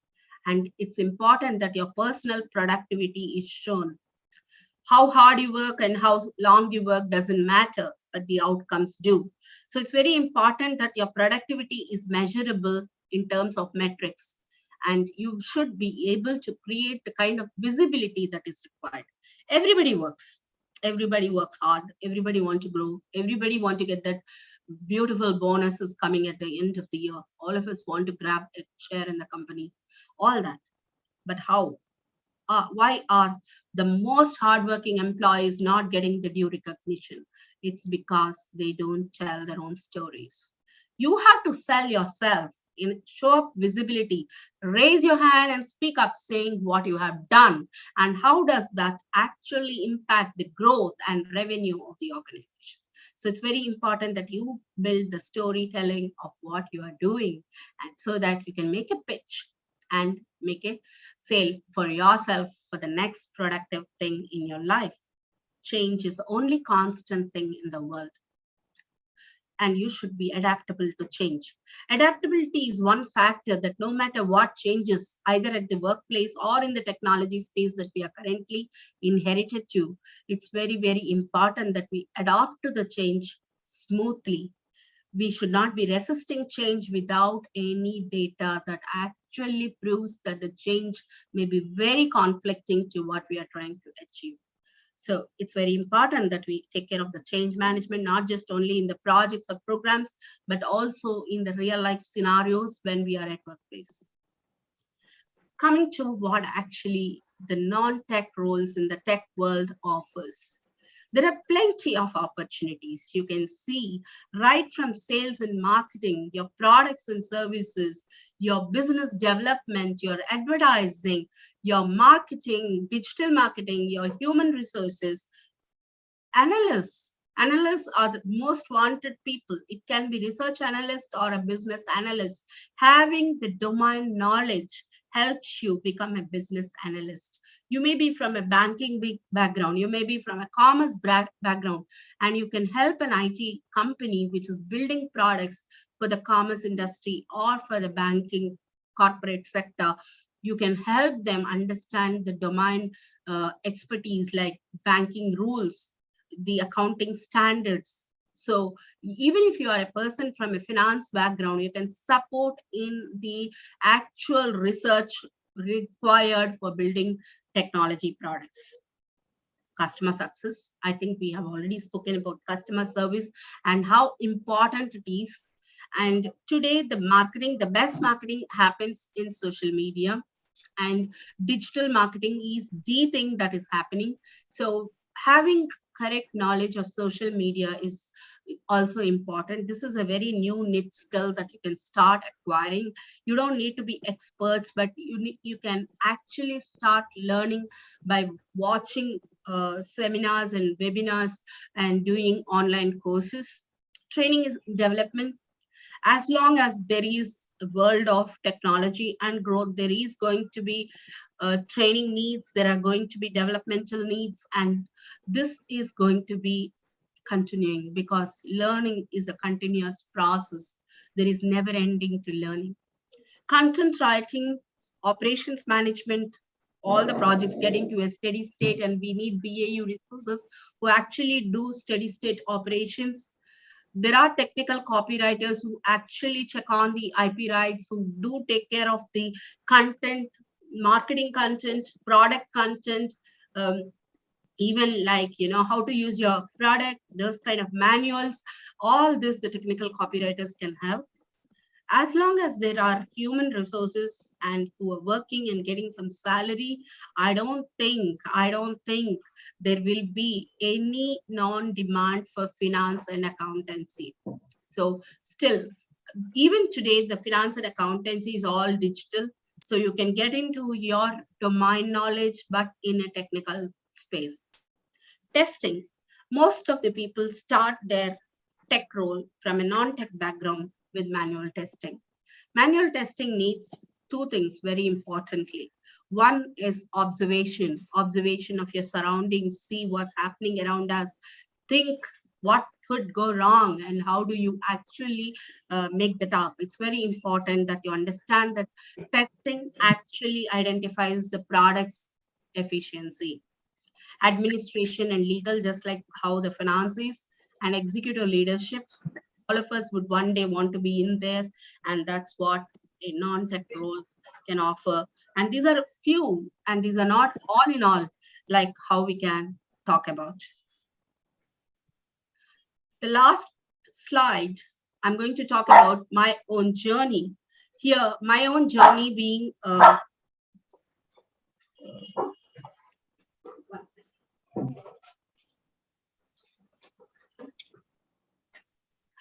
My own journey, because I graduated in commerce and just out of college, I got married, I got into a family life, and then I did not leave my studies. I went on to do a MBA and also a lot of other IT certifications because that was my passion. However, my learning continued because at the age of 39, when my daughter went back to college, I went back to law school because my dream was to do LLB, because I'm also, as a diversity and inclusion activist, support a lot of NGOs, and I felt that I can support them on legal advising with an LLB degree. So I continued my journey of education. Even today, I'm in that mode. So I have a commerce graduation, MBA graduation, and LLB, and several other IT certifications. These certifications had happened over almost the last 23 years. I have been in IT industry since 1997, worked in 8 major companies, global corporates, and in 11 key different roles. If you look in here, I have started my career in AppTech with the salary of 2,500 rupees as a front desk executive, managing their administration and metric testing center. So all great things begin small. So it was my career journey. Remember, friends, I'm from a pure non-tech background.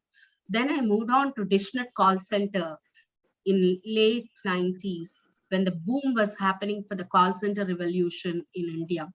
Those were the days that everybody wanted to do MBA HR or work for a call center, because having the headset and talking on phone in a different accents and with the nickname at the call centers is something that all of us enjoyed.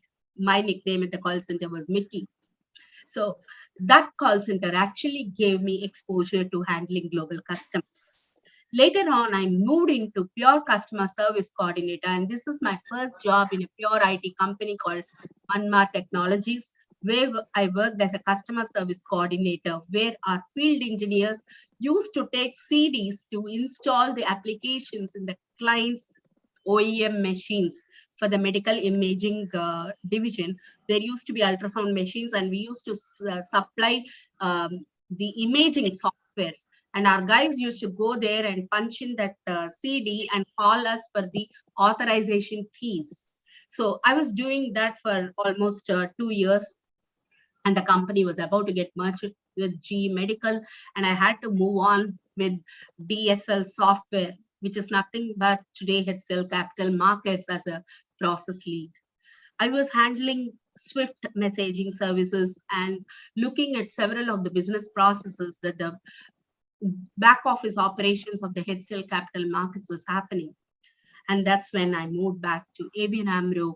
My first job in a bank which looked at my domain knowledge and also put me into manual testing, because I wanted to get into the technical world.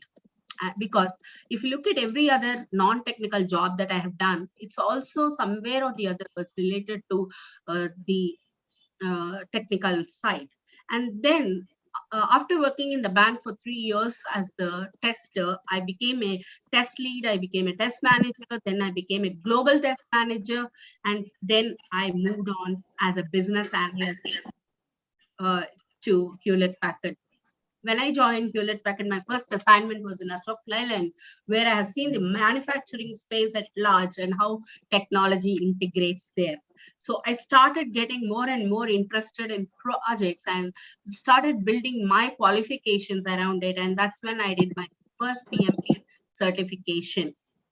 There are a couple of other certifications that I did from Project Management Institute.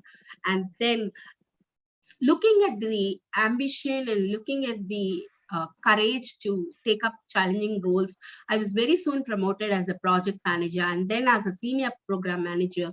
That's when I moved on to IBM. 9 years in IBM, I have handled major roles as project manager, senior project manager, program manager, account portfolio manager, and then transformation leader, where my focus was on networks, cybersecurity, intellectual property rights, and risk and compliance. Why? Because I know what it has to be in all the previous industry experience that I've gained working in the previous companies in different roles. And then finally, after spending 9 years in IBM, and finally ending up my role as a transformation leader, specializing in networks and data migrations, I moved on to Atos as a director in IT and programs. So this is my journey, which started just like a front office executive in a small IT training organization. And today I'm managing large-scale, complex, and technically challenging projects, handling hundreds of techies who are working in several of the teams that I manage today. So that's about me, and I'm now open for questions. And I hope you enjoyed listening to my journey as well. Thank you so much, Ms. Raghunath. Your journey was super inspiring, and I think it reinforces the fact that one can upskill and work in pretty much whatever field you want. That's a very, very strong message for our audience. I'm sure this is addressed. Your session has addressed a lot of doubts, that people had in their minds about making this big switch. We really appreciate your contribution today. Now, our audience does have some questions, Mr. Raghunath, but in the interest of time, it'll be great, if we can email those questions to you, and, we can then reach out to our participants and come back to them with answers, because, we are sort of running late on the session. Sure, So, I will do that. Some of them have asked for my email ID. I think, Pratibha, you can share it with them. Superb. No, and thanks to the lovely audience for these questions, and we'll ensure that no question will go unanswered. We will come back to you with answers on all of your questions. Thank you so much, Ms. Raghunath. Thank you, and have a nice day. Bye-bye. Thank you, ma'am. You may exit the session now, and we will continue on with our marathon of our sessions. Thank you once again to my enthusiastic audience. It's been a lot of fun hosting this event, with all these questions and comments pouring in on the chat. Keep that alive. This event is being restreamed on different channels like Facebook, YouTube, LinkedIn, and we have thousands of participants from all over the country. Stay with us. We have several more sessions, exciting sessions coming up. I'd just like to add a note here. So if you are someone from non-tech background and you're looking to make that big switch to make a career in technology, do connect with EduBridge. We also have several programs that will allow you to make that switch. Courses in data analytics, in business intelligence, courses in cloud computing that we're just about to launch along with Amazon, which means we will train you completely as per recruiter expectation and also assist with placements. So do reach out to us. And now that, we are talking about the big switch for the youth from non-tech to tech, would it not be amazing to have one such example being spoken about right away? I would now like to welcome Mr. Prateek Agrawal for the next session. Hey, Prateek, are you here? Hi. Yeah, am I audible? Yes, you are, Prateek. Thank you, Maya. Prateek is the Senior Program Manager at Amazon Web Services Restart Program for India and Southeast Asia. He has worked with organizations like Facebook, NSDC, Murugappa Group, and is a seasoned professional with diverse experience across technology, social impact, and skill development. The AWS Restart Program is a full-time skills development program that prepares learners for careers in the cloud that is also being run at some of the EduBridge locations pan-India. Welcome, Prateek.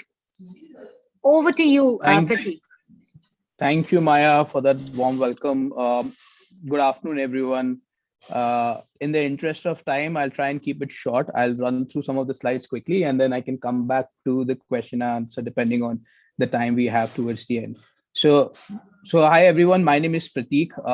As Maya already mentioned, I'm part of Amazon Web Services, managing a program called AWS Restart in India. Before I dive deep into the program, just a bit about myself. just like Umashri mentioned, right? I also started my career I mean, I did my engineering for education, but right from the start of my career, I've been into non-tech roles. I started into sales, moved into marketing, currently doing project management, been into social impact for most of my life. So yeah, I mean, there are a lot of people who made those transitions from tech to non-tech. Similarly, there are a lot of opportunities available to make that switch from non-tech to tech. But and Restart is one such platform which provides those opportunities to diverse audience, not just in India but globally. But before we go deep into what the program does, this is something that I've been asked a lot in my presentations, also at home, from my nephews, nieces, that what do you do for a living, right? People, all, I mean, while of course cloud computing has become a buzzword of late, but many people still do not know what cloud actually does. And one example that I often share with them to set this in context is few years back, right? When my mother bought a phone, we used to replace it. We had to replace it every couple of years because her phone ran out of used to run out of memory, right? And that's where the memory, whether it's a 32 GB phone or a 64 GB phone, was very important, right? Today, I have a phone which is a 32 GB phone, and I've been using it for the last 3 years because the storage capability has become irrelevant, right? Every time my phone run out of space, I purchase additional space in cloud or storage space in cloud and take a data backup, right? So that's the kind of flexibility that cloud computing provides, right? Which is why cloud computing today is expanding so rapidly, because one is it helps you do more computing. So when I say more computing, what does that mean? That essentially means that unlike couple of few decades back, right, where you need to put in physical infrastructures, put together a data center, do all the networking, all that has been taken away. All you need to do is buy a storage in cloud, create an account there, and you can literally run your entire infrastructure on cloud, right? It's more secure because you don't necessarily have to worry about procuring security systems, procuring compliances and anything else, because everything's been already taken care by the cloud provider, right? In terms of storage space, cloud gives you a flexibility to increase or decrease your storage space dynamically depending on the current requirement. So unlike a physical infrastructure where if you are consuming 500 terabyte of data, you still need to have an infrastructure which is 1000 terabyte, which essentially means that half of your capacity is redundant. In cloud, you can adjust some of those you can do some of those load balancing dynamically, right? And also, just to give you an example in terms of how various applications and software use cloud, think of Uber as an example, right? By just clicking a button in your app, right, and through smart algorithm, Uber allows you to connect with multiple drivers in your vicinity, right? So that's the smart applications, which, I mean, that's the smart way of engaging cloud computing, through which you are able to interact with multiple drivers and multiple applications in your vicinity. Talking about the growth trajectory in cloud from a talent perspective, these are some numbers which have been picked up from a NASSCOM report which came out in August last year.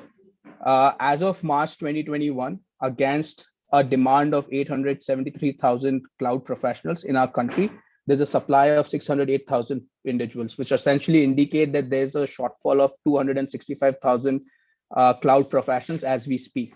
This is likely to increase to 769,000 by 2025. So if you look at this or observe this this chart carefully, it indicates three broad possibilities. One is because the demand for cloud talent is likely to increase in the next 4 years, which essentially means that companies are going to invest more into development of cloud talent. There'll be more job opportunities for people who are either certified or who have the right experience in cloud. And this also indicate rapid adoption of cloud technology in our country, right? So if you understand and identify this as a trend, it's better to be prepared and do the right certifications now, so that when it really peaks and there are a lot of opportunities in the market, you're able to make the most of it. So in terms of how AWS is trying to bridge this skill gap, right? We have a complete division called AWS Training and Certification, which offers multiple certification programs in cloud and otherwise as well. If I just highlight the typical journey of a cloud professional, you start with a foundational certificate, which is called AWS Cloud Practitioner Certification. And then there are three tracks, professional tracks, which you could take. One is a track in solution architecting, where you typically build a cloud infrastructure or framework for a customer and help them deploy their services on cloud. There is another track called SysOps administrator, which essentially means that you are managing operations on cloud.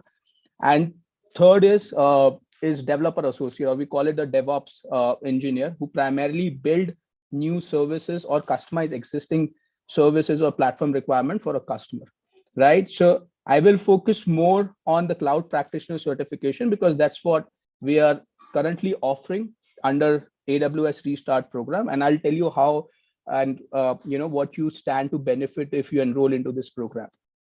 So just to give you a broad introduction of AWS Restart program, it's a 12-week full-time skill development program that provides unemployed and underemployed youth an opportunity to develop cloud skills and connects with potential employers.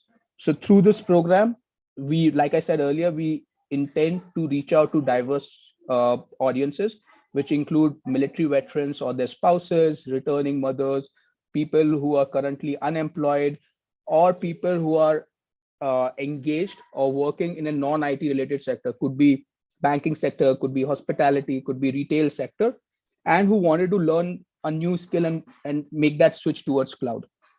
So this entire 12-week program is typically divided into three core verticals. One is basics of cloud fundamentals. So this is agnostic to the platform that you're working. So what skills you learn under this module, you could easily deploy across different cloud platforms. Could be Microsoft, Google, or AWS. Then the second module trains you more on AWS core services, which is related to AWS cloud. And the third module focuses on employability skills. So like the panelists before me was also talking a lot about the importance of soft skills training, importance of resume writing, presentations, how you engage with stakeholders and customers, more important in today's world. So the idea is that we try and prepare the graduates from this program for success, and by giving them a holistic learning experience, not just the technical skills, but also making them job ready from day one. So once you complete this 12-week program, we offer the candidates a cloud practitioner certification, which is again part of this program, offered absolutely free of cost. If anyone has to do this outside this program, might cost them somewhere around $100. So that's also something which as AWS in collaboration with EduBridge, we are providing to the candidates. And then once you complete your program, acquire the certification, then we connect the candidates or the graduates with potential employment opportunities across our partners and customers who are constantly looking for entry-level talent in cloud. So what we are looking at, what are some of the skill set that we require from a candidate? We're looking at STEM graduates from diversified background. Like I mentioned earlier, someone who's either unemployed or who's underemployed like someone who's working in non-tech industry, and do not have a structured career path, someone who's enthusiastic about a cloud career, have basic literacy, numeracy skills, able to participate full-time into this 12-week program, because like I said, it's a program which focuses on developing a non-tech individual into a tech individual, right? So it's very important that you participate in this program throughout, and not just drop out in between or take frequent breaks, because then it will disturb your entire learning experience, which may or may not help you develop the required competencies to succeed in your cloud career going forward. And last but not the least, we look at individuals who are ready to start a full-time job after completing the graduation. Because after you graduate from the program and you do your certification, if you're not ready to start your job, you know, in an essence, wasting a seat, because someone who's in desperate need of that opportunity could have benefited in your place at the start of the program. So these are some of the requirements that we have. I'm sure you know, our partners like EduBridge might have more, depending on the feedback that they get from the industry. And these are some of the learning outcomes that we focus on throughout the program. Like I said, it's divided into 3 core areas. So in cloud foundations, we typically help the candidates learn more about Linux fundamentals, security, network, databases, Python. In AWS core services, we prepare candidates for cloud architecting, support services, how to deploy and automate on AWS, toolings, etc. In terms of communication, in terms of employability skills, we focus specifically on communication skills, goal setting, resume writing, networking skills, interview best practices, which really help the candidates, you know, get the required confidence in order to ace their interviews. And once our candidates graduate, we try and offer them different kind of opportunities, which could be internships opportunities, apprenticeship opportunities, part-time roles, full-time roles, you know, across different domains, depending on the availability and depending on the skill sets, both which they might have developed before they enroll in this program, the skills they acquired during this program. So if you look at this slide again, there are some you know, skill set which we've kind of expect the candidates to develop during this program, which include Python, scripting, Linux operating system support, operating capabilities or network infrastructures, deploying AWS core services. These capabilities help them land various kind of jobs, including cloud associates or a software developer engineers role, automation roles on AWS, IT customer support roles, or cloud support engineers kind of roles. So these are some of the roles that candidates have been able to achieve in the past, and we've already have a lot of these I mean, sorry, and just to add on, we launched this program in India in October last year, so it's just been a little over 4 months. We already have a lot of candidates who graduated from the program and already started working across different countries in some of these roles. So there's a lot of opportunities that we foresee going forward. In addition to whatever we offer to the candidates under the 12-week program, we also give them an opportunity to enroll into a continuous learning program where they get access to self-paced learning content for 6 months, which really help them to acquire their next level of certification, depending on the nature of their role. So if I go back, like I mentioned, right, you start with the cloud practitioner certification, but depending on if you're working in solution architecting or if you're working in a developer role, you can leverage these continuous learning resources which we offer to the candidates to acquire the next level of certification. So it's, in a way, it's a continuous learning process, and we really work towards setting our candidates for success, not just while they're engaged into this program, but also far beyond after they've graduated from the program. How we are executing this entire program, we have collaborated with multiple training organizations, including EduBridge, who are delivering various cohorts across the country. They're typically responsible for engaging with the candidates, mobilizing them, providing them the right career guidance, hiring an instructor to deliver the entire content curriculum and facilitate placement post-graduation. We've already collaborated with many large employers, including Capgemini, Cognizant, Accenture, who are actively recruiting from the program. And these are just some of the big names that I've mentioned. There are 15 plus, medium and small size enterprises who are also recruiting actively from the Restart program, depending on the graduation cycle of these candidates. So this is just a brief about the program. You can learn more about this program by visiting the website. I've also mentioned my email address in case some of you might want to know more about various opportunities in the program and outside that exist at AWS. And then if there's any question, I think we can take 5 minutes to answer those. Sure, Prateek. I'm just checking, what question we can pick. Yeah, there's one question. Are there any resources available for AWS certification training